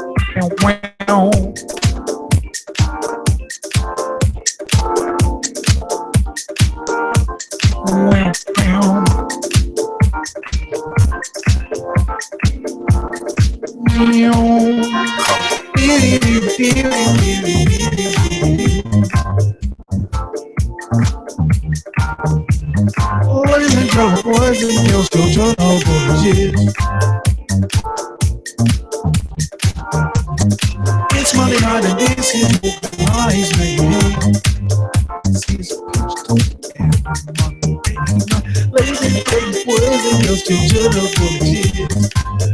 This is Yeah, it was one of them ones. We are live, and you know what? There was one point that I did say to the G-Man a little earlier. Hold on, we're gonna get into it a little later, and it is coming up a little later. But it's one of them ones for now. Goal line technology to be used in the Champions League final from the 4th of March 2016. Goal line technology will be used at this season's Champions League and Europa League finals. UEFA has brought forward the decision for Europe's showpiece games. In January, Europe's football governing body announced that technology would be used in the next season's Champions League and at Euro 2016. Yeah, it is one of them ones. The Champions League, goal line technology was introduced into the Premier League for the 2013-14 season, and FIFA used it at the 2014 World Cup in Brazil. The Champions League final is in Milan on May 28th, with the Europa League final on the 18th of May. Meanwhile, UEFA have announced that Theodoridis, I am not making up that name, Theodoridis, you can pretty much guess where he's from on that one with that name, will take over as acting general secretary to replace Gianni Infantino, who was elected as FIFA president last Friday. There will be no UEFA presidential elections until a decision has been made by the Court of Arbitration for Sport on Michel Platini's appeal, as we mentioned last week. Now, staying with referees have been quite an interesting point this week, which is why we've kind of jumped ahead a couple of points. Video referees in football no later than 2017-18, says the IFAB. From Saturday, March 5th, 2016, a trial use of the video assistant referees for game-changing decisions. Now, keep that in mind because that is very vague. In football, will begin no later than the 2017-18 season. Technology would only be applied to key incidents concerning goals, red cards, mistaken identities, and penalties. The International Football Association Board, IFAB, says it had interest in hosting live trials from 12 national associations and 1 confederation. The news in that was announced following a meeting of the IFAB in Cardiff. New FIFA President Gianni Infantino, who believes greater use of technology within the game is inevitable, called it a historic day for the sport and said the decision proved the game's leaders were listening to football. The IFAB, which is made up of 4 British associations, of the 4 British associations and FIFA, says a final decision on approving the technology for use throughout the game will only be made following a thorough period of testing and an agreement on the protocols for its use. Infantino said, "We cannot close our eyes to the future, but it doesn't mean to say it will work. The flow of the game is crucial. We cannot put that in danger. That is why we have to be open to test." The IFAB, which in addition to video technology trials, the IFAB has also decided to end the triple punishment rule. Very important as well. It means that in instances where the referee feels defenders have made a legitimate attempt to make a tackle inside the penalty area, they will not be sent off if they commit a foul or penalty and possible goal against their team is deemed sufficient punishment. This would not apply when the offense is holding, pushing, or pulling the defender does not attempt to play the ball, or the offense would be worthy of a red card if it had been committed elsewhere in the penalty. Well, a little hazy on that one. Now, the video referees, in terms of how they'll work and will the natural flow of the game be disrupted, the IFAB has determined this must not happen. At their news conference on Saturday, it was stressed repeatedly that if the flow of the game was hindered, the video experiment would not be implemented on a full-time basis. Logistical issues, such as when a referee stops the game for a video review, are the major reasons why IFAB have been so reluctant to say when the experiment will begin. The offside rule. Ordinarily, referees will not stop the game to review an offside decision. However, there is a caveat. Goals can be reviewed, so if there is a potential offside in the build-up to the goal, this can be checked. Will we see it in Britain? It's possible. The IFAB says 12 countries have expressed interest in hosting trials. Scottish Football Association Chief Executive Stuart Regan and the Scottish Cup could be the ideal vehicle, so it's fair to assume Scotland is one of those interested. It's still to be decided which levels of the game it will be used for. Football has always been proud of the fact that the game is essentially the same, whether it's played on the park or in the biggest stadiums. Now, however, even at a professional level, not all grounds in the countries have access to the number of cameras needed to provide adequate cover to make key decisions. Generally speaking, those involved in the game, be they players, managers, or officials, are willing to embrace anything that ensures more correct decisions are made. No system is 100% foolproof. That's a major caveat. But tight goal line decisions, such as the one that went against Tottenham in Saturday's North London derby, are now being made correctly because of video technology. And this is a hugely key word, provided it is implemented properly, there is no reason to believe further improvement will not be made with the forthcoming trials. And that goal in the North London derby, wow, that was close. You do not get any closer than that. It's like whole ball has to be over the line. We're talking like 5% of the ball, if that wasn't over the line. But further rule changes. The IFAB unanimously approved a comprehensive revision of the laws of the game, an 18-month project led by former English referee David Ellery. It's the most comprehensive revision of the laws undertaken during the IFAB's 130-year existence. The word count has been halved and gender-neutral language introduced throughout. One of the amendments relates to a player who is injured by a challenge punished by a yellow or red card, rather than the injured player having to leave the field, which gives the defending team a numerical advantage, the player will be able to have treatment on the pitch. So that's an amendment to Law 5. The kickoff law is also changing, with players able to move the ball in any direction rather than just forward.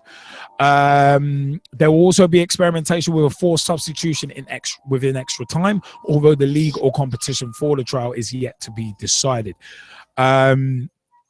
Yeah, it is one of them ones. With the changes coming into force on June 1st, any players involved in that kind of behavior, in terms of referees now will also now have the power to red card players for fighting in the tunnel or on the pitch before a match starts. Any players involved in that kind of behavior at the European Championships in France now face being sent off before the ball has been kicked. Most of the time, those fights happen after the match, though, so I don't know, a bit of a redundant rule change there. But it's one of them ones. Yeah. But I said, yeah, it is a case of some of the main changes. It's one of them was one of the most significant ones. I said triple punishment, but now it's one of them was in addition to the triple punishment that we mentioned. It's one of them was sending off penalty and suspension for the denial of an obvious goal scoring opportunity within the penalty area. It's one of them was if the defending goalkeeper or defender makes an obvious challenge for the ball, the punishment is downgraded to a yellow card rather than an automatic red one. But yeah, another change concerns the penalty kick. So if a kicker tries to deceive the goalkeeper by stopping and starting his run up, and people, you know how I feel about stagger step run ups, hate it. I think they've gone a bit half-hearted with this, but if a kicker tries to deceive the goalkeeper by stopping and starting in his run up, the right to have a retake is removed.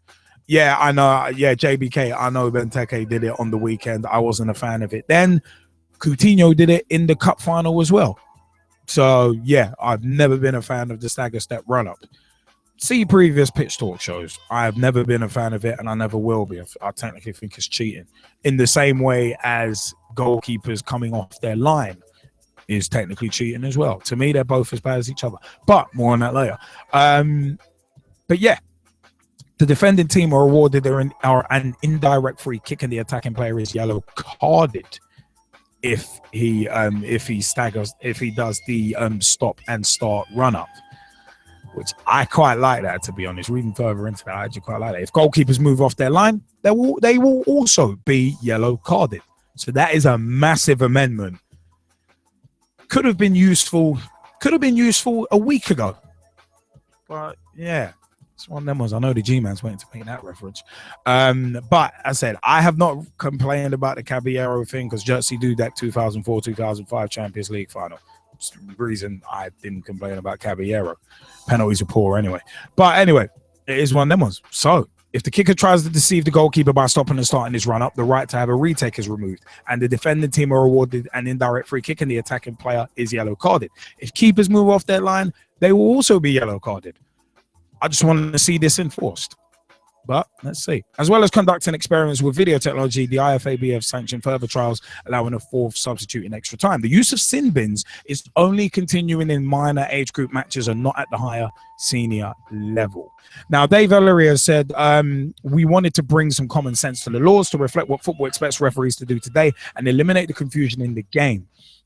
We're giving referees the license to be closer to the understanding and the spirit of the game. We have to move forward. Everyone believes we've been taking too long about these changes, and now we have to see what benefits they will bring. Now, Pierluigi Collina has actually welcomed the approach. He said he has said to Reuters, being a referee and being assessed not based on what we can see but by TV camera images leaves many referees frustrated, he said. Half the football community cannot understand that a mistake committed by the referee is only committed because he is a human being and cannot see every incident. So the use of video assistance will help the referee enormously. I am not skeptical about this. The referee on the field tries to do his best, but he has not been assessed on what he can see, but what the television shows. Keep that one in mind. That's a very interesting point from Collina. Yeah, just think how difficult it is to correctly assess an offside incident sometimes, for example. Now, Collina has also said, it's what it says. It's one of them ones where we have to be cautious because there are instances in play which are difficult to assess by TV images. Imagine a push. It's difficult to assess the intensity of a push by television, and there are other areas which could create problems. But generally speaking, we have taken a big step forwards. At UEFA, we have done our best to support the referee, but certainly if you have 32 cameras positioned at different angles with high definition, the referee cannot see what 32 cameras can show. That's impossible. In the past, that has been frustrating for the referee, but now we can see if some of this technology can help the referee, and that's very positive as well. So it is one of them. Like I said, the law changes take effect from June 1st and will be in place for the European Championships, with video trials to be implemented no later than the 2017-18 season. Oh, G-Man, your view on this, and then we're gonna throw it out to the Skypers as well. Well, yeah, first and foremost, I think this is very promising. I'll lead back to a conversation that we had on Daryl David's wall, which, interesting points were flashed out on, both scales of the whole argument, for and against. But my personal point of view is, I think, the way referees are situated in the game at the moment, they're living under very prehistoric standards. Now, if we just compare them to the players themselves, players have fancy new boots, new technology are made for their boots year in, year out to help better their performance on the pitch. New shirts, new shorts, whether it's watertight, skin tight, they're wearing belt packs, they're wearing all sorts of technology now to help them improve their game, yet the referees are still mandated to use some old prehistoric technologies where technically it's no technology, it's just a whistle and their whistle in their eyes and their second and third official, which in Europe, they've got 5 officials, and apparently they've got a fourth official, that's speaking into their ear. So I can only stress that video technology can only be better for the game. There might be parts of the games where they try and implement it and it doesn't work, but we've seen it ourselves as viewers. We get to see multiple replays, and we see decisions referees clearly get wrong. Now, if that is not a clear indication that, there's something wrong with the game, if we're sitting at home arguing the fact that, just say a penalty is not given after a player has been clearly hacked down in a box, and the referee hasn't given because he's blindsided, then that just makes the game look stupid. That makes the beautiful game actually look stupid, because it's like you've got video technology, you've got video replays. We know the referee has an earpiece in his ear. We know he's in communication with someone that's on the touchline. Why is that not all synced up already for the referee to get that information to him? And it can be done in split seconds.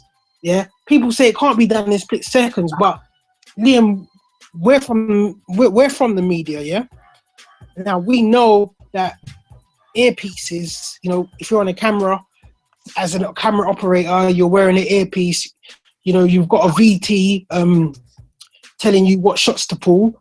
That's live, that's direct. Liam, camera 1, Gavin, camera 2, James, camera 4. That's live. That a referee can get the same sense of I don't know the word, but you know what I mean. The referee can get the same sense of control over the game if he's just, told, look, Michael Oliver, that was clearly a foul on Benteke. It might take 2 minutes, but all the remonstrations that are happening on the pitch in front of him when, a Benteke and a Delaney clash and then all the players start running around him. That takes 2 or 3 minutes. A referee from that situation is then meant to walk backwards, take himself out of the situation, and clear his thoughts, probably go and speak to his official on the sidelines. That takes 2 minutes. So all this information can easily get plugged to him, and I can't believe there's an excuse to why it shouldn't be happening. But as said, I think this is great news. I think it's great to see that they're pushing ahead with trials. There's a few laws in there which, in my opinion, sound a bit iffy. The one that's really just baffled me is that triple. The triple punishment one, yeah. Triple punishment one.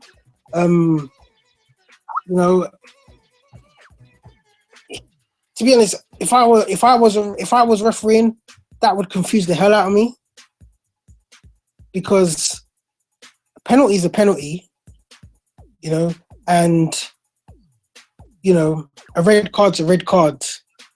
Now, all this thinking about having to bump it down if it wasn't that serious, if it wasn't, just trying to think about the logics of it, like how serious was that penalty? Was it a serious foul? Was it a reckless foul, or was it just one of those fouls where he only deserves a yellow card? That's just too much thinking for a referee. But then I guess that's where the video bit kind of comes into it, because you can use that, because you can in theory use that to help. It's like, okay, cool, right, he did deny a legit goal scoring opportunity. That was a cynical pullback. He's hauled him to the ground. Yep, that stays as a red. Oh wait, hold on, that was an honest attempt at a tackle, but he's ever so slightly mistimed it. Only a yellow. Yeah, but that's where the video referees would come in potentially. No, but that's what I'm saying. For me, that is the wrong use of it, because at the end of the day, a penalty is a penalty. A free kick is a free kick. Like, you shouldn't be using VT to, define if it's a yellow or red card. Yeah. If you get what I mean, like choosing between the two cards, it shouldn't be used for that. It should be used for if it's a free kick or not. But for me, this is where the confusion decides whether he's going to send off the player, or whether in regards to the laws of the game. But then this is where laws of the game need to be cleared up. And I've said for a long time that some laws are just swinging so much in that grey area, and they need to clear up the laws. For me, video referees to an extent is a bit of an easy cop out, where it's kind of like, right, okay, we're going to use video referees instead of actually looking at the root problem. Training referees better, giving referees more time to get seasoned, and giving them more games before bumping them up to the top level. And also, it's one of them was making sure referees actually fully know the laws of the game. Those three, to me, are the real issues. But video referees, part of me kind of doesn't really want it, just because it papers over the cracks. It papers over cracks a little. The phrase game-changing decisions, that, again, this is why I've been kind of against the video referees thing from day one, even though it will help the refs. It is a case of you've got to make sure it helps refs and doesn't take the power away from them. Because it's similar to that whole thing where, oh yeah, referees should come out and have post-match interviews. No. That is going to open Pandora's box. You'll get some guys who will be soundbite kings. And look at the way some fans and the parasitic media drill down and analyze absolutely everything. One thing that Pierluigi Collina said that was actually very interesting in regards to this whole thing, which is why most of me thinks that this video referee trial is a good thing. The major things that Collina said that kind of jump out to me. If you have 32 cameras positioned at different angles with high definition, the referee cannot see what 32 cameras can show. That's impossible. In the past, that has been frustrating for the referee, but now we can see if some of this technology can help the referee, and that is very positive. I agree with Kalina on that point, because I've said before in regards to video technology, if you pay Sky a couple £1 million a year, you've got access to 20, 30 cameras around the pitch. I've said that for a long time. But the powers that be, once again, day late, dollar short, but better late than never, I suppose, are now starting to do that. We've been talking for years about this on PT shows. So it's like, to me, this thing with the video referees is actually not a surprise. But it's one of them ones where, yeah, the rule about triple punishment does start to kind of muddy waters. But where these rules are going to start muddying waters even more is at grassroots level, because a lot of the rules do actually trickle down. There are certain differences, like Southern Amateur League level with repeat substitutions. That was a rule borrowed from five-a-side. That's not been taken from the pro game. But all the other rules, your offsides, your denying legit goal scoring opportunities, are very much taken from the pro ranks. So at grassroots level, there's not going to be this video technology, and if anything, the gulf is going to widen between the elite part of the game and the grassroots part of the game, because it truly will be the haves and have-nots. Because I want to know who's fronting the money for this, for these 35 cameras around the stadium to be like helping video referees. Number one, who's fronting the money for it? And number two, how far down are you going? Are you going to League One, League Two, or are you just sticking to the Premier League? That's where discrepancies start coming in with me. That's where those kind of discrepancies come from. In terms of the rule changes, player being able to have treatment on the pitch, that change, happy with, because having to take a player off the pitch and receive treatment, whereas you can stop the game for a couple minutes, especially if it's a serious injury as well. It's one of them, and that player needs to be treated straight away. I'm all for that. Player being able to, it's one of them ones. Player who is injured, a player who's injured by a challenge punished by a yellow or red card. It's one of them ones. Rather than the injured player having to leave the field, which gives the offending team a numerical advantage, the player will be able to have treatment on the pitch. Full agreement with that one. Like that. That's the way it should be. The kickoff law with players able to move the ball in any direction rather than forward. One of them was kind of much of a muchness. The fourth substitution in extra time, not keen on it. As an idea, I've said before, I'm not keen on it because with the powers that be in football and the way they do things, that's not going to stop at 4. That'll end up going to 5 before long. So I think that can get silly. That's a rule that can definitely get silly, and it probably will. The more money riding on games, the more people are going to be like, no, we need more substitutions. This means too much for us financially. We need more substitutions. So like your playoff finals, your World Cup finals, that could get silly. So that's the way I see that. The triple punishment one is kind of an iffy one, because you're going to end up using video technology to basically strip referees of power. Yes, it helps them become more efficient, but then how do you learn the laws of the game and truly learn how to apply them unless you get the chance to apply them and the chance to practice applying them as well? Practice makes perfect, is the old saying. I'm just concerned that video technology and video referees are going to overrule proper referees, and then proper referees are going to end up redundant. So all they're going to be there for is just a coin toss and to blow a whistle. So it is one of them ones. But if it's a fourth official on the side of a pitch, like with a little IFB headset, then fine. Because similar to the watch with GLT, I think that's what it should be. That would be where I would say. Yeah, the triple punishment thing. Yeah, some people make honest tackles to try and get the ball and end up getting sent off. That's a bit harsh, to be honest. Rather than say what Ricardo Carvalho and guys like that used to do, just take out your man. Just utterly cynical. But then again, that law is still open to interpretation. Again, what Kalina said in terms of no, what's it? In terms of no system is 100% foolproof, and it's one of them. There was one, offside. Yeah, offsides. It'd be one of them ones that it'd be good to use it for that, but it might take a bit of time.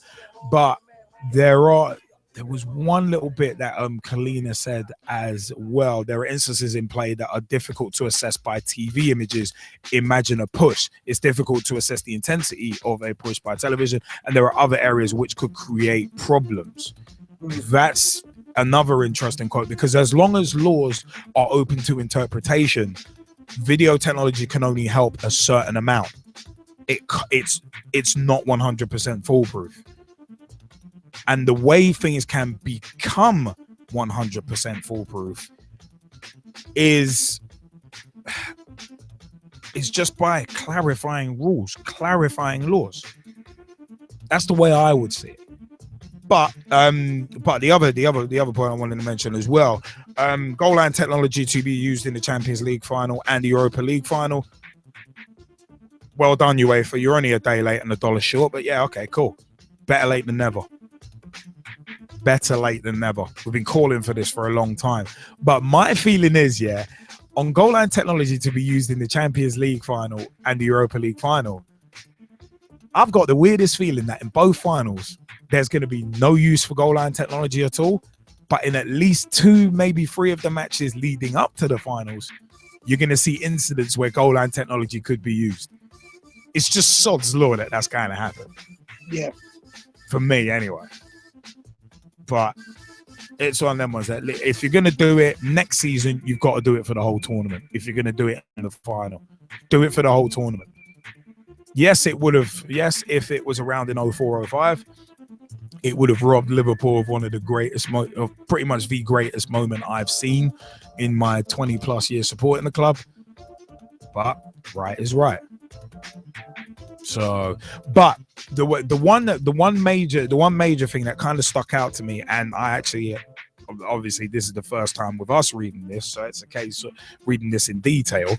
There was one rule in particular that I am actually very, very happy with, and where is it? I'm just trying to find it so I can get the exact verbiage right. Where is it? Just want to bring it. If a kicker tries to deceive the goalkeeper by stopping and starting in his run-up, the right to have a retake is removed. Instead, the defending team are awarded an indirect free kick and the attacking player is yellow carded. If goalkeepers move off their line, they will also be yellow carded. I think that's the best of the lot in terms of the rule changes. That is the best of the lot on a personal note. Because I've said for months, borderline years, I hate that stagger stop run-up. I really hate that stop-start run-up. I think it's cheating. Because you've seen it so many times where a guy's running. The keeper's guessed where he's going to go and is halfway diving, expecting the ball to be kicked at that point. And then the guy completely stops and just rolls it in. It's cheating. And I've said this before. This is not the first time I've said this on a PT Live show. I think that's cheating. Rule it out. And I'm glad the IFAB have actually looked at that and changed that. And keepers coming off their line, some keepers end up 3 yards off their line. Again, we've seen it before. To 04, as much as it pains me to bring it up, 04-05, when we won the Champions League. Jerzy Dudek, when he saved Shevchenko's penalty, he was pretty much almost standing with him. Willie Caballero, same thing at the Capital One Cup final. Remember, Pitch Talk at the Capital One Cup final is on YouTube as well. We had a lot of fun with that. So it's one of the shameless plug there, of course. But That's I mean, it's one of them ones. That is probably my favorite rule in terms of the amendments. That one needed to be amended, and I personally am quite happy with that because I've been calling for that amendment for a while, especially that stop-start run-up. I'm glad. I'm very, very glad. But yeah, it is one of them ones where a lot of these amendments were needed. But the one amendment that I think is actually missing, encroachment. It's not punished enough. It's not penalized enough. It's penalized like what, once every like 4 years, 3-4 years. Encroachment, I think is missing. I actually legitimately think that rule is actually missing. That needs to be. In what context? Well, it's one of them ones. Encroachment on penalties needs to be booked to stop it. Just like simulation is supposed to be a bookable offence. But then a lot of those, again, if you've got rules open to interpretation, you're kind of to quote John Cena's basic thugonomics, like a broken needle, kid, you're missing a point. Because simulation is so infrequently punished. There's another one. I mean, the video referees could help with that. That's one area it could help. But encroachment is another area it could help as well. Have the fourth official watching. And you see the little thing come up on the headset. That penalty needs to be retaken because of encroachment. And book anyone encroaching, because then you start to stop it. That's the rule. I think they've missed that one. Because as said, how often is encroachment penalized? But again, this comes back to training referees properly. In part, anyway. And also linesmen should be watching out for that too. You know what I was going to say is, you mentioned earlier, how would VT technology be funded? Just say the Premier League as such, yeah.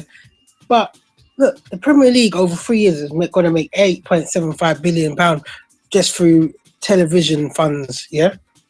Yeah. Well, 5.136 billion is the signed deal, and then obviously bolt-ons on that, yeah.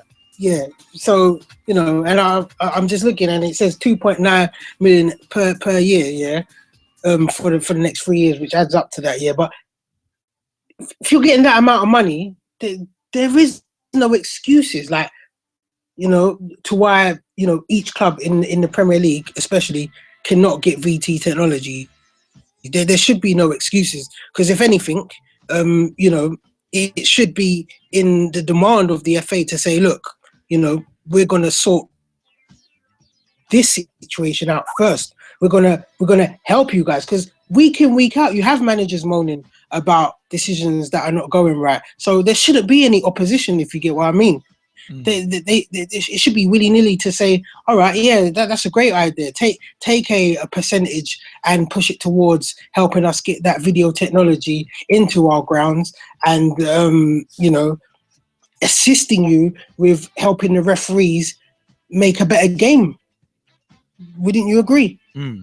But you've got that surplus money, because it is surplus money in a sense coming in. So why not use it to the betterment of the game, rather than going straight towards transfer kitties or the pockets of those who own, or board members who own the clubs. But then see, this is but then that's the thing though. It is a case of here's one of them was where because the game is so selfish, and clubs generally are, because it's all business. It's one of them ones where it's like, where it's like, right, okay, like I don't know. I'm just thinking to myself, yeah, the Premier League does have to commit to that, but for me, the fact of the matter is just that. Because of the Premier League's greed. I mean, look how stingy they are with grassroots football and committing to that. Yeah, I just don't. I just doubt if the Premier League clubs are going to want to put up the money for it. So then that falls onto the TV companies. There would have to be some sort of collective pot, in terms of money, or it could be the Premier League as an entity pay Sky. Just pay Sky or whoever else. Yeah. Should be one of them ones. Could be one of them ones. All right. Just want to give a quick shout out actually to Jennifer Evans on at Miss Brownie _4 on Twitter. She says, just throwing this out there, are the new amendments to rules a concession for not only more freedom in the game, but also a veiled confession that the rules need to alter to help the game become easier for the referees to referee? I think we've pretty much been answering that question for a few minutes. No, but it is one of them ones. It is one of them ones. The game is faster. There is so much riding on it. There's so much pressure that referees do need help. It's clear from the amount of decisions that referees get wrong. Let's take the She Believes Cup. That penalty given against Farrell Williams yesterday. If referees are botching that badly, then referees clearly do need help. Professional help. So that's the simple answer. That's the simple answer to that question from Jennifer Evans. That's my simple version of it. I mean, G-Man, did you want to offer an answer before we throw out to Skypers? Well, you know already, man. I think referees need help. I think as a discussion from the course that I've actually been on, our training instructor, he actually said, that we are in a stage. Well, we are at a level now where the game, in better words of what you just said, the game's moving so fast. Referees need help because everything's a split second, And as I said earlier on, split seconds. We get to see split seconds in so many repeats, rewinds, vines, Twitter, Facebook. We can watch a repeat like 20 times, before the next half an hour of the game's gone. The referee's only seen it once. That one decision's bugging him all game. Did I get it right? Did I get it wrong? Was it a penalty? Was it not? And then his decisions, therefore afterwards, could be based on earlier decisions that he's made. Whereas if he had VT technology, knowing that, he got it right, or even if the decision isn't right because you can't see it, as Kalina said, you can't see everything, even with video technology, at least he knows someone up top has had a clear chance to see video technology and, has made a decision for him. That's gone. He doesn't have to think about it because at the end of the day, he knows that, whatever's been made, what decision's been made, just like goal line technology, once it's said that ball is not over the line or that ball is over the line now, look how quick those decisions clear up. You hardly get players complaining no more because as soon as the referee says, well, the goal line technology said it was a goal, players can't say a word. No, of course, because the proof is there. You want to see the proof? Here you go. But I mean, Mike Harniman, you've been wanting to jump in on this point, have I, man? What do you reckon?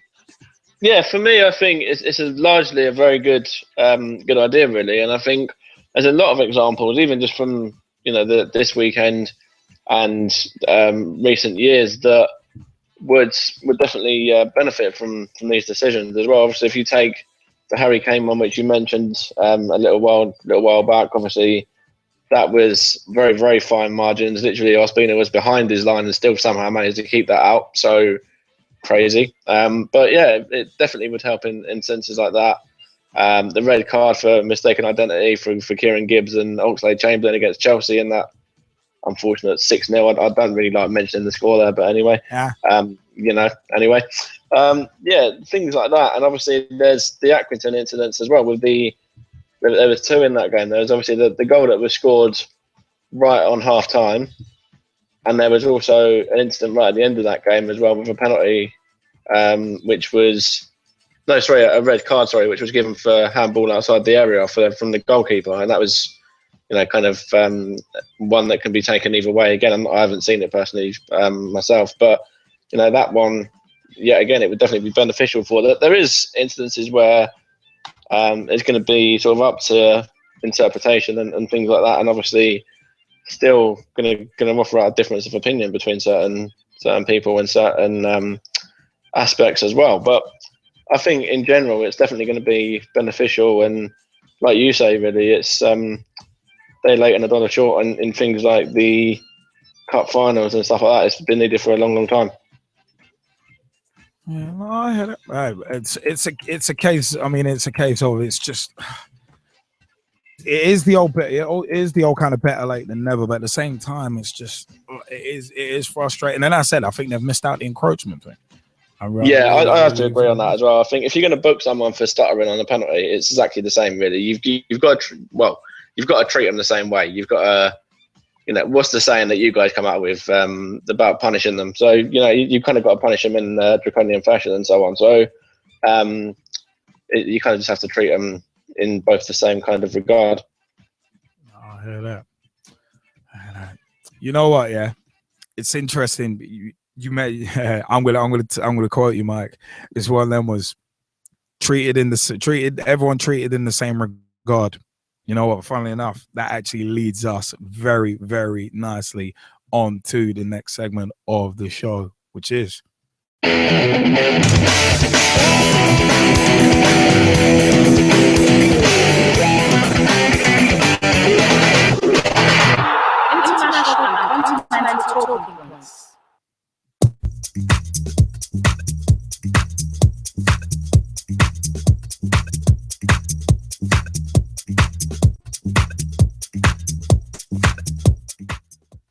Yeah, thank you for everyone's views so far, and also Jennifer Evans has just said there needs to be more accountability. I would personally like to not only see post-match interviews for the referees, but full-on press conferences where explanations are given in full as to their decisions.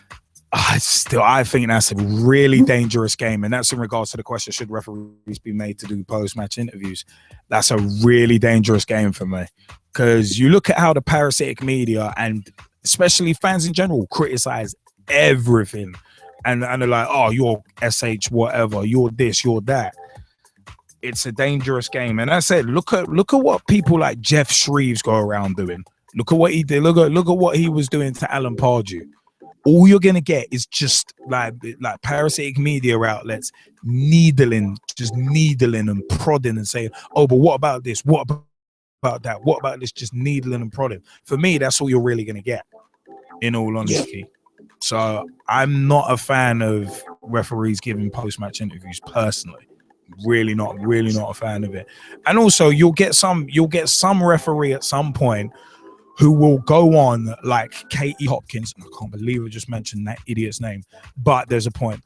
You'll get people going on like her and just shooting their mouths off and being controversial just for the sake of it. They'll become soundbite kings, where it'd be like, "Well, yeah, I had to give it, didn't I?" It's like, "Well, so you shouldn't have dived in. Oh, you shouldn't have went into the box in the first place." You'll start getting comments like that, and people will get even more critical on referees and something. And some people will be just caught in controversy for the sake of it.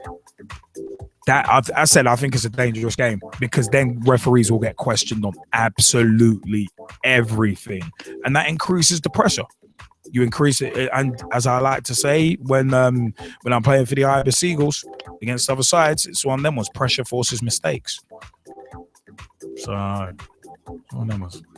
That's my view. That's my take on that deal. G-Man, you want to add your take quickly before you have to move on? No, I agree with you. They will be under immense pressure, but at the end of the day, my views on this. There needs to be accountability held. The referee's the one with the whistle in his hand. He's making the decisions. Yeah, he might be just doing what he has to do in regards of the laws of the game, but at the end of the day, he is interpreting those laws to the better of effect of the match that's in front of him. So if he makes a very bad decision, he should be held accountable. He should be able to come on TV and explain exactly what he saw. And if it's a situation, again, like a penalty where he hasn't saw it and he's given it, we will be able to see when he's lying, you know, to say why he's giving that penalty. And that's what we need to start seeing. And also, to a better effect, when a referee has a good game, I think it will be very good for them in terms of, you know, because they won't be criticised. They'll actually be given the respect and, you know, response that they're due to have after a tremendous refereeing experience. So but you got to bear in mind, look at the statistics of how many many decisions referees get right. It's generally about 95% that they actually do get right. But you got to bearing in mind when we sat down with Darrell David, it's one of them ones we were discussing that referees, their successes will never be heralded. Everybody always looks at when a referee makes a mistake. But hold on. A referee could make 30 correct decisions in a game and make one bad one, and everybody will just absolutely slate them for that one bad one. No, that's true. For me, that's the problem. And I said the parasitic media love to do that and play the blame game, and a lot of moronic fans like to play the blame game rather than looking at why their team really did lose, because they didn't have enough shots on goal, or the penalties were poor, or whatever. Instead of looking at that, it just makes it a lot easier to play the blame game. And of course, look at how the parasitic media twist things as well. You can say something and they will twist it to mean completely something else, and a lot of idiots believe it as well. Because most people, sadly, in this world, football being my microcosm of the world, so a lot of people in the footballing community will not research further than a headline. Yeah. So, I said, not a fan of post-match interviews from refs, because anything they say will get twisted. Just like any manager who says, "No, my player's not going anywhere. I'm not looking to sell," and it's like, the rumor mills will just carry on anyway. And it's like, did you not hear what was said? So anyway, it's one of them ones. But International Continental Talking Points is where we're going. Might as well reload that tune, actually. Yeah, but a big thank you to Jennifer Evans for that contribution. Actually, it's a very, very good one. We could debate that for a while. But yeah, it is one of them ones. Champions League. From this, we're going to go back to come forward. The 9th of February 2016, Europe's top clubs are discussing possible changes to the Champions League, but have played down talk of a breakaway Super League. This is from the European Clubs Association, ECA, who said it will work with UEFA on any improvements before 2018. European Clubs Association boss Karl-Heinz Rummenigge has suggested a tournament consisting of 20 teams from Italy, Spain, England, Germany and France. Currently 78 teams qualify from the 54 member leagues across Europe, and after preliminary qualifying rounds 32 entered the group stage. Following a meeting on Tuesday at that time, Rummenigge said that stagnation means regression, but promised to find a good and balanced solution. ECA Senior Vice Chairman Umberto Gandini said a review into the tournament's format would take 6 to 9 months and would look to make the competition more and more attractive. Gandini said there was not yet an understanding that the Champions League would have to change, but added, "We will listen to the main actors of the competition and UEFA itself to find out what is best. It may just be a slight change to the access list." Keep that in mind. It may be many aspects of the competition that can be reviewed and adjusted. The ECA represents more than 200 clubs, including the likes of Real Madrid, Barcelona, Juventus, Bayern Munich, Manchester United, and Chelsea. There have been suggestions that these clubs should get direct entry into Europe's elite club football tournament rather than through their domestic league position the previous season. Rummenigge, who is chief executive of Bayern Munich, told a German newspaper last month, January, a Super League outside of the Champions League is being born. It will either be led by UEFA or a separate entity because there is a limit to how much money can be made. That is a key thing. Changes to European club competitions can only be made after 3-year cycles, with the current one finishing after 2017-2018. Now, that's from the 9th of February 2016. 12th of February 2016, SPFL chief Neil Doncaster has attacked sinister plans by some of Europe's top clubs to change the format of the Champions League. Clubs in Europe's top leagues are said to be pushing for changes which would see them guarantee Champions League football regardless of league position. I think this is a very sinister development, Neil Doncaster told Radio 5 Live. For football fans around the world, we should be very concerned about this. Now, it's one of them ones. like I said a second ago, Real Madrid, Barca, Juventus, Bayern Munich, Man United, Chelsea, it's been suggested they should be guaranteed entry to the Champions League regardless of league position. This has led to fears that clubs outside Europe's top 5 leagues, such as Celtic, Porto and Ajax, will be left with little hope of qualification for Europe's Premier Club competition. What we're seeing now, though, quite worryingly, is that there are moves within the movers and shakers of European football to try and reshape the Champions League, potentially remove the Champions route and make it harder, perhaps impossible, for the champion clubs of smaller nations to participate in the Champions League, Don Costa explained. So here's one of them ones. Now that's an interesting one. What's important is that clubs are given the opportunity to have a go. In a one-off game, anything can happen. What's vital for the health of the European game is that we protect that Champions route. The big financial disparity is worrying, but we need to do what we can to redress that balance and to protect the big clubs in their own communities and try and limit the huge power of the very biggest clubs who seem to be dominating the agenda. Now remember, Porto were the last team outside Europe's top 5 leagues to win the Champions League. Remember that. It was one of them. I think that was 03-04 to be exact. Now, in terms of making money, UEFA have increased Champions League final ticket prices by up to 14%. This is from March 1st, 2016. UEFA is increasing the price of the tickets for the final, and the first 6,000 tickets for the match at Milan San Siro on the 28th of May went on sale by lottery on Tuesday, 1st of March 2016. Now, UEFA said 30% of the seats were in the most expensive category and had increased by 13% from €390, £303.91 to €478, £342.87 from the final in Berlin last year.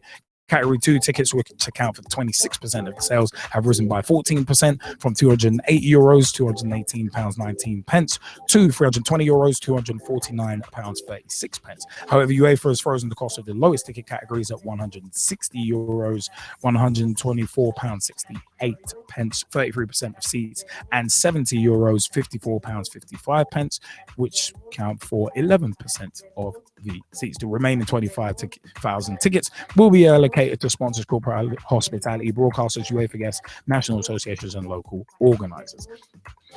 Now, moving on. Premier League clubs admit to meeting over changes to the Champions League. This from Wednesday, 2nd of March 2016. Starting to get to the tail end of this dog. It is one of them ones where, the Premier League so-called Big Five clubs have admitted to meeting to debate changes to the Champions League amid further discussion across Europe about the future of the competition, which we mentioned had happened a month ago. But yeah, while denying reports of a breakaway European Super League or replacement for the Champions League, sources at Chelsea, Man United, Man City, Liverpool, and Arsenal admitted debating the format. The admission is another indicator of the wide-ranging changes being discussed at all levels of the game in Europe as clubs jockey for position before an agreement on the format for the next 3-year TV contract cycle from 2018 and maximise revenues.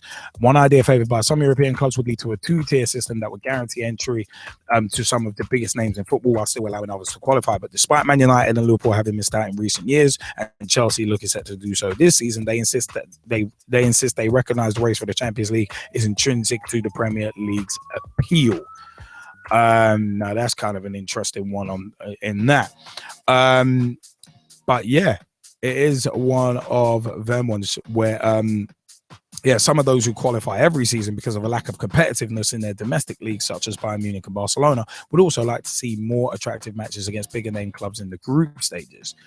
After being photographed leaving a London hotel summit called by representatives of American billionaire Stephen Ross, the Miami Dolphins owner who developed the preseason international Champions Cups, they were forced to deny plans for a breakaway.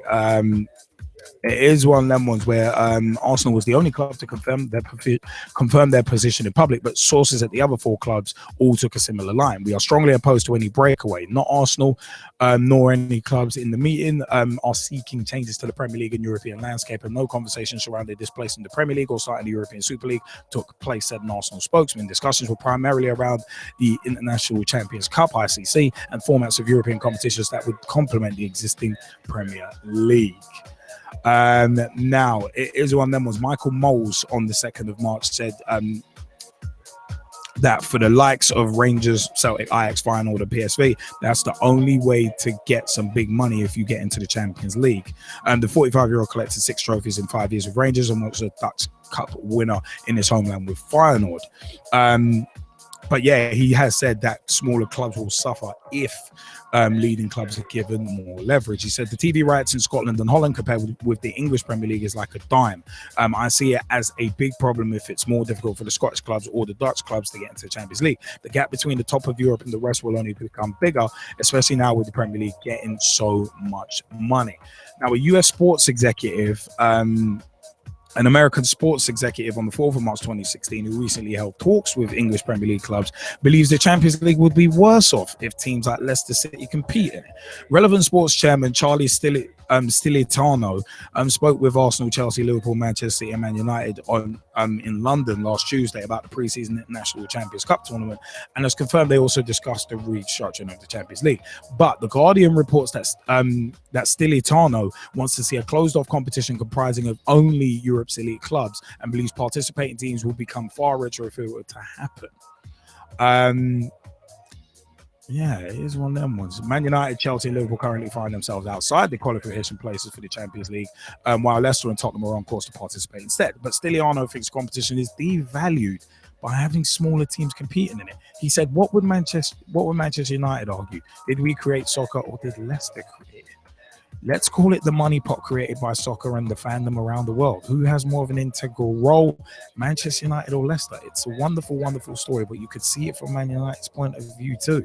Maybe that is absolutely spectacular unless you're a Man United fan, Liverpool fan, or Chelsea fan. I guess they don't have the birthright to be in it every year, but it's the age-old argument, US sports franchises versus what they have in Europe. There are wonderful, wonderful, wonderful elements to relegation and promotion, and there are good arguments for a closed system. This is going to sound arrogant, but it's the furthest thing from it. But suddenly when you see the teams we have this summer in the ICC, are you going to shake your head and say, isn't that the Champions League? No, the Champions League is PSV, and again, I could make a lot more money, I can be a lot more visible, I can help my sponsors out, but right now I'm locked into doing certain things that are really historic. Oh my God. G-Man, please have at it with your views before I do, because I can feel my blood pressure going up again. And if the Skypers want to jump in, please feel free as well.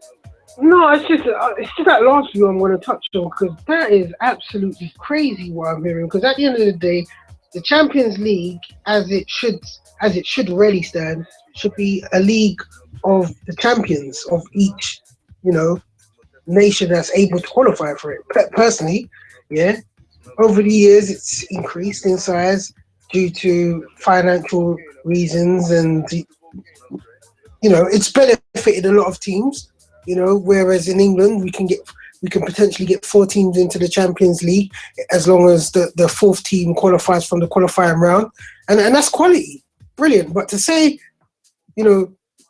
lesser teams should be omitted from it, in my eyes, is absolutely disrespectful. Leicester City or any other team that wins the league has grinded all season to get in to win the league and earn their right to be up there alongside the champions. And that's it. Fact of him saying that, teams like Manchester United, Arsenal and Chelsea should have a birthright to be not have a birthright to be in the Champions League, but they are prestigious clubs in such words, is ridiculous in itself. Isn't football about the competitive aspect? Isn't this the whole reason why we watch the game? Is because we want to see our team earn their right to win competitions, to be in the best competitions. That's what I've got to say. I mean, I said I don't know if any of the Skypers want to jump in as well, but you know what? See, this is the kind of idiotic good old boy network attitude that I hate about modern football. I'm just going to take the last couple lines. It's like, this is going to sound arrogant, and it's the furthest thing from it. No, it's not. No, it's not, Stilitano. No, it's not. It is arrogant, and it's not the furthest thing from it. But it carries on to say, but suddenly when you see the teams we have this summer in the ICC, you're going to shake your head and say, isn't that the Champions League? The Champions League is PSV and Ghent. I could make a lot more money. I can be a lot more visible. I can help my sponsors out. But right now, I am locked into doing certain things that are really historic. Dude, this is not about you. Charlie Stilitano, this is not about you. This is about the future of football. I hate this goddamn attitude of selfish people not thinking about the bigger picture. It is an absolute disgrace that people like this can be involved in the game. Straight shooting LJA to Charlie Stilitano. Charlie boy, you are a disgrace. You're the kind of person that just typifies everything I hate about modern football. That kind of attitude. I could be making more money. I could be more visible. No, it's not about you. It's about we. The Premier League is made up of 20 clubs, not 4, not 5. The Football League is made up of another 72 clubs, not 4, not 5 in the Premier League. Grassroots football. Look at the Southern Amateur League. We have hundreds, a couple hundred clubs. We don't prioritize 5 clubs, you idiot. If you prioritize 5 clubs, good luck creating a closed tournament and making money out of it. You might make money for a couple of years, but then people will get bored of seeing the same matches all the time. Have you ever thought of that, Charlie Stilitano? Have you ever thought of that? No, a big shout out, by the way, to @carbon_Robert, who said it's a terrible idea and will kill off every other club. And that's in regards to what are your thoughts on a potential European Super League? Would a Super League be good for football? I agree. It would kill off every other club apart from the big 5s. Apart from the good old boys who were already raking in billions between them. And then they're racking up billions of pounds of debt too. It's one of them was the fact of the matter is, no, you don't close it off. If Leicester get into the Champions League by being champions, they've earned it. They deserve it. And they should be in the Champions League. May bun this Charlie Stilitano guy going, it's going to be devalued with teams like Leicester in it. Shut up. How can you devalue a competition by letting legitimate champions into it? Devaluing a competition is when you've got 5-6 teams from one country in it, because then you can't call it a Champions League when only a quarter of the teams in this 32-team tournament are actually champions. Have you ever thought of that, Charlie Stilitano? Have you ever thought of that? You're talking about a big 5 in a Champions League.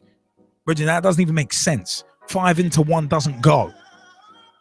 You're supposed to be some super rich businessman. You should realize 5 into 1 doesn't go. 5 teams can't occupy one spot at the same time, idiot. I'm sorry. It's one of them. If anyone's offended by me calling Charlie Stilitano an idiot and a disgrace, firstly, I would like to say, I'm not going to say I'm sorry. I'm not going to say I'm sorry for it, but to Charlie Stilitano and to anyone offended by what I'm saying, I say to you this. If I want any crap out of you, I'll pick it out of your teeth. Because I say that to Charlie Stilitano. If I want to crap out of you, I'll pick it out of your teeth, you J bro. Yeah, this is the attitude that really ticks me off about modern football.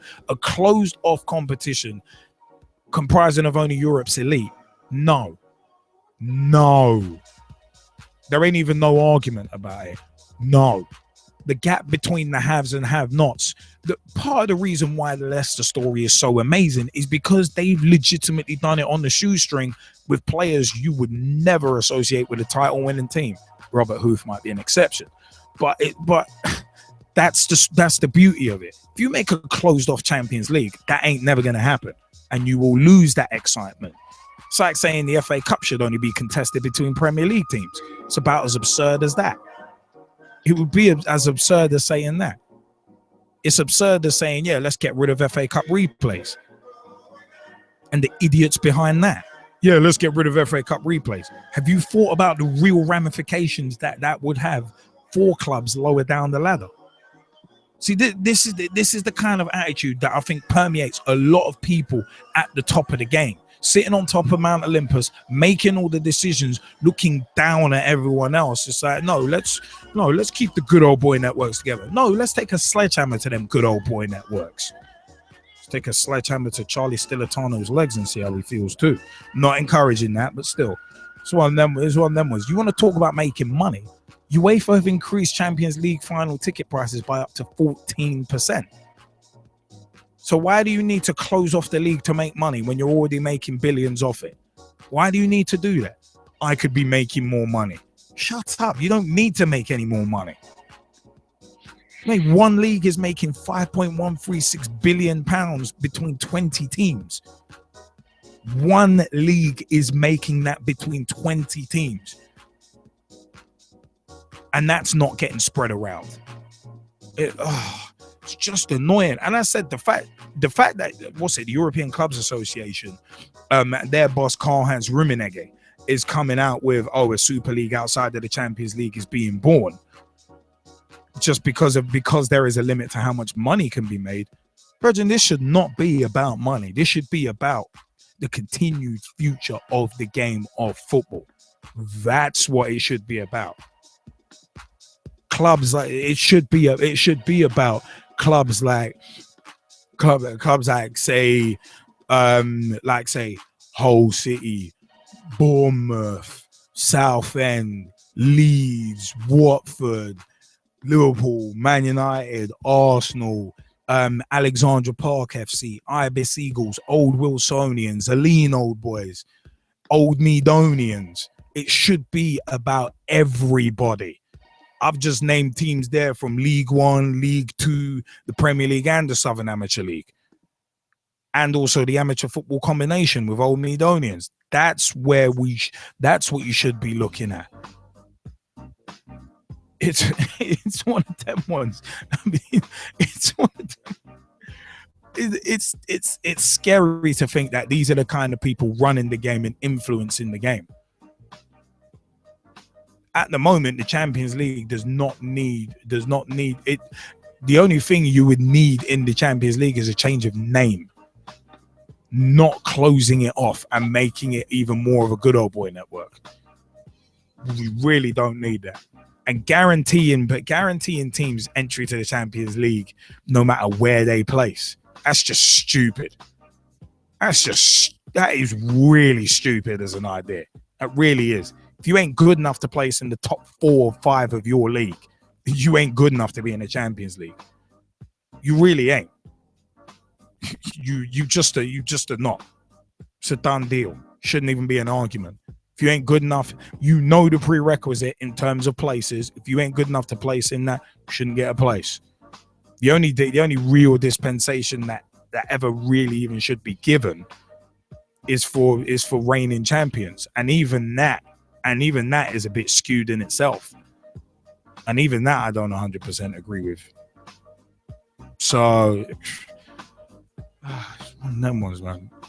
It's just legitimately annoying. I mean, I don't know if any of the Skypers want to jump in on that, but it's just I don't get where this comes from. I really don't. It's scary that these people are running the game. But it is one of them was. You know what? Yeah, you know what? It is one of them where it is about that time for us to start rounding out the show. So let's go into a final segment, which is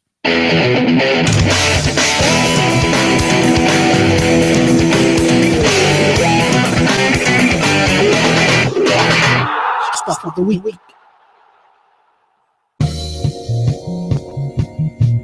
Yeah. La da da la da da da.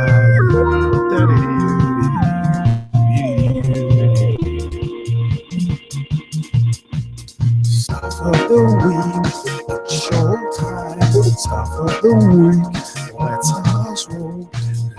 let's roll. Stuff of the week, -5 stars, and the house. Ladies and gentlemen, boys and girls, children of all ages, it's Monday night. Next time the show. It's the final segment. We're looking for shout outs to Skype and Twitter.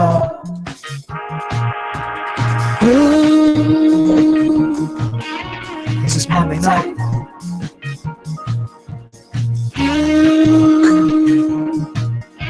And it's Pitch Talk.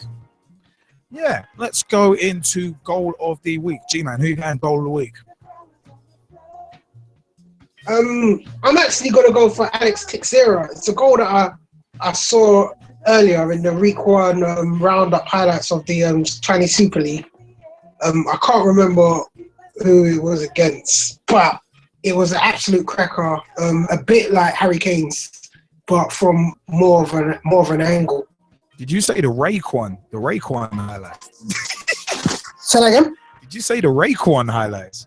Who's got Wu-Tang on his highlights? Super League highlights. I know. My goal of the week, Crystal Dunn for the USA against the England Lionesses. I mean, that turn left Steph Houghton for dead, and the finish quality, because you got to be good to beat Karen Bardsley. Got like 300 minutes without conceding, so it took a special goal to win that match. Crystal Dunn of the USA women's side against the England Lionesses is my goal of the week. JBK, who are you going for? Jaymie, goal of the week. Sorry, I'm going to go with. I wasn't ready for it. The goal that was scored in tonight. In fact, I don't know the guy's name, but it was the winner for Espanyol. Great, really. You need to see it. I hear that. I love the fact Jaymie put in the Skype chat. Yeah, got mine and then Pro to he's not ready. That's tremendous. Russ Vernon, who you going for goal of the week? For me, Liam, I'm going to give it to an honourable mention to Crystal Dunn for her goal for the United States women's national team against the England Lionesses. But for me, Lewis Hawkins of Hartlepool he scored 2 goals of the weekend. I'm going to give it to his first professional goal, 35 yards, straight into the top corner on 34 minutes to put them level 1-1 at Barnet. No, fair dues.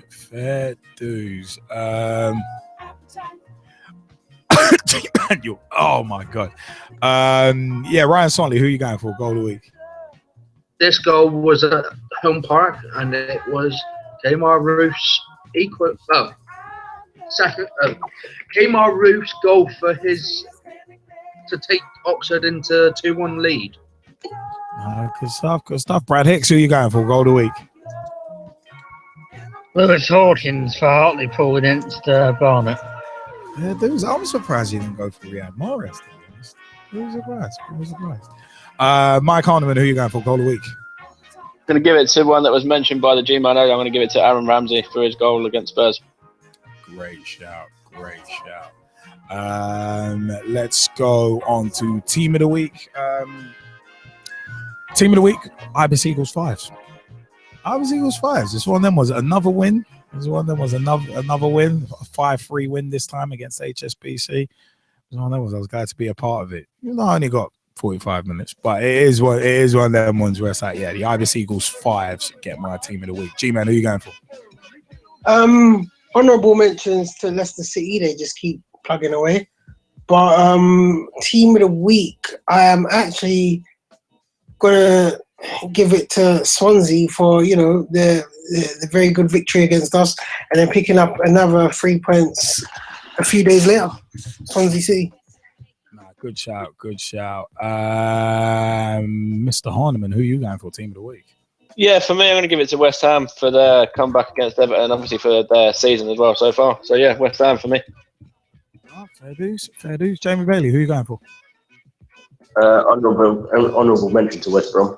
Great win on Saturday, and then great win again on Sunday against Palace and thing. But mine overall, I'm going to have to give it to the team that we are. I'm going to give it to my team that I'm currently coaching. We've got a final. Oh, did not hear the last of that. Jaymie just kind of faded out. It's like he's fallen off a cliff. We'll have to come back to that. Ryan Sonley, who are you going for team of the week? Honourable mention to Real Madrid for their somewhat victory, but my team of the week is actually going to be Plymouth Argyle and Middlesbrough for actually getting back to pointing ways.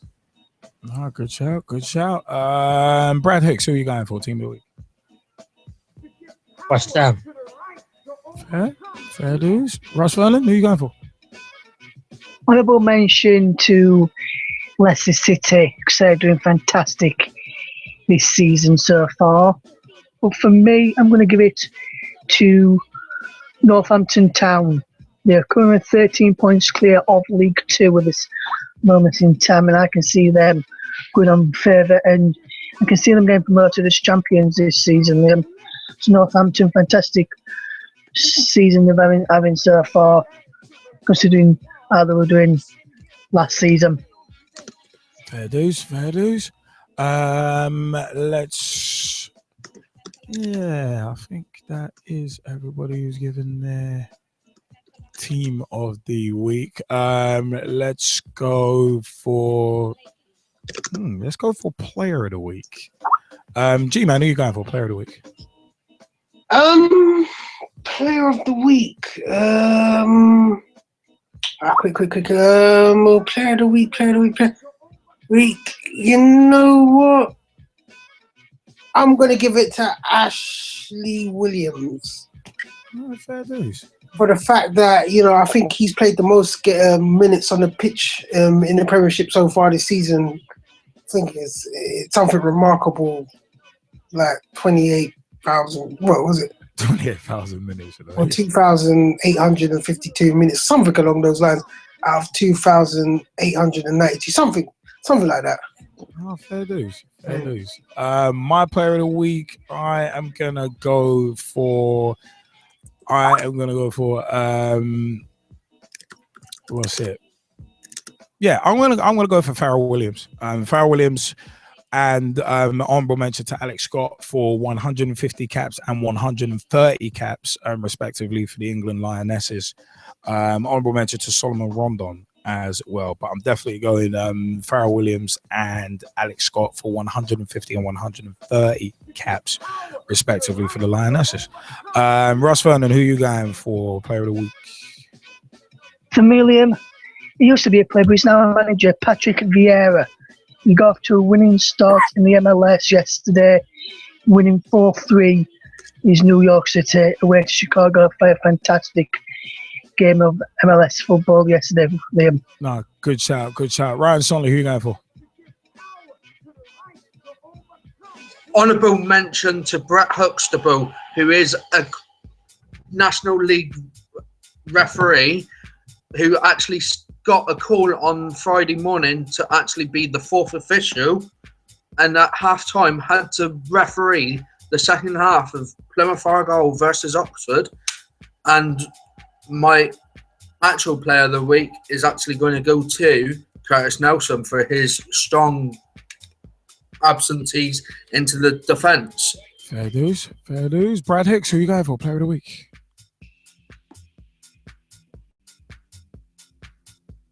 Gaston Ramirez. That's a good shout. That brace was impressive. Let's go for Jaymie Bailey. Who are you going for player of the week? Not going to be a player. I'm going to go with manager, and it's everybody's favourite, Claudio Ranieri, for pretty much proving why Chelsea shouldn't have sacked him. Fair dues. Mr. Harniman, who are you going for player of the week? Yeah, I'm going to side with Jamie and go with a manager as well. I'm going to give it to Swansea's manager, Francesco Guidlin, who's just been released out of hospital from his chest infection today as well, and just want to wish him well with his recovery and getting back to Swansea again for the rest of their season and their campaign. So, yes, I'm going to go with him. Great shout. Let's go for flop of the week. Charlie Stilitano is my flop of the week. I didn't even have to think about that one, because Charlie Stilitano, for this whole thing, I would make more money, I would get more exposure, and actually being disrespectful and saying teams like Leicester being in the Champions League would devalue it. To Charlie Stilitano. If I want any crap out of you, I'll pick it out of your teeth. And also, I'd like to say, hey, he stuck his legs. I just wanted to say that to Charlie Stilitano. It's one of them was easy flop of the week there. G-Man, who are you going for? My flop of the week.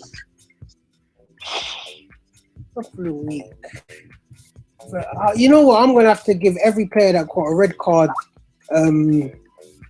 Coquelin, Morales, and Mata, who all three of them have affected their teams from gaining 3 points at the weekend. Fair dues. Ryan Sonley, who are you going for? Flop of the week? Honourable mention to Trevor Kettle, who disallowed a goal that should have been given as a goal for Accrington Stanley. Great shout. shout. But my flop of the week is actually the team that Real Madrid played on Saturday. Fair. Let's go for Russ Vernon, flop of the week. Quite easy for me, Liam, this week. Wolverhampton Wanderers, Aston Villa, and Newcastle United. Fair. Brad Hicks, who are you going for? Flop of the week. As Rice said, Trevor Kessel and Andre Mariner for his decision to award Liverpool a penalty, which couldn't have been awarded. It was a penalty. Go on, let's not be silly. JBK, who are you going for? Flop of the week. You know what? I need to go for all the referees because I've had some diabolical ones in my league. But to be honest with you, the ones at professional level, I know they're not given the stuff, but given all the technology. But you got to call the ones that you actually see. Yeah. And if they're not seeing it right, then they need to go back on one of them courses. So the referees are getting it again this week. Look at that, Mr. Harniman, rounded out with you. Who's your flop of the week? Yeah, for me, I'm going to give an honourable mention to Trevor Kettle, the referee in the Accrington game. But my flop of the week this week, I'm going to give it to Walsall for sacking their manager when they're still in their playoffs and promotion campaign. So, yeah, I'm going to have to go with Walsall on the fact that they've still got a chance of getting up there and doing something with themselves this season. So, for me, Walsall, flop of the week. Fair dues. You know what? We'd like to give a big thank you to all the Skypers who've joined us, to all those on Twitter that have joined us as well, especially at Jennifer Evans and also at Miss Brownie _4 on Twitter, and also at Carbon _Robert as well, and also Will Hainsworth as well. It is one of them was my old Ibis FC teammate and a Bradford supporter too. You know what? It's time for us to vacate the place with a haystack.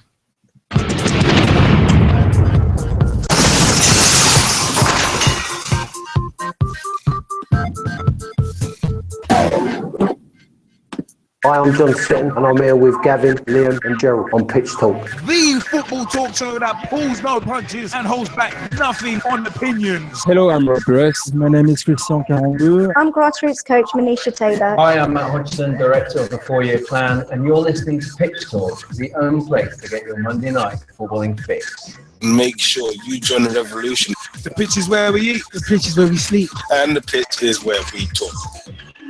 I'm Andy Copeland from the Glennet Southern Amateur League. Philip Wick, I'm CEO of 14. I'm Rob Lusher, former chairman of Ibis FC. I'm Samir Swanee, co-founder and co-director of Motivate Sports and Fitness. And you're listening to Pitch Talk.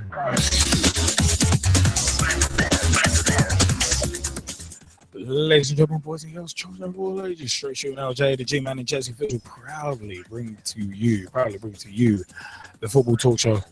Pulls no punches and holds back nothing on opinions, because the pitch is where we eat. The pitch is where we sleep.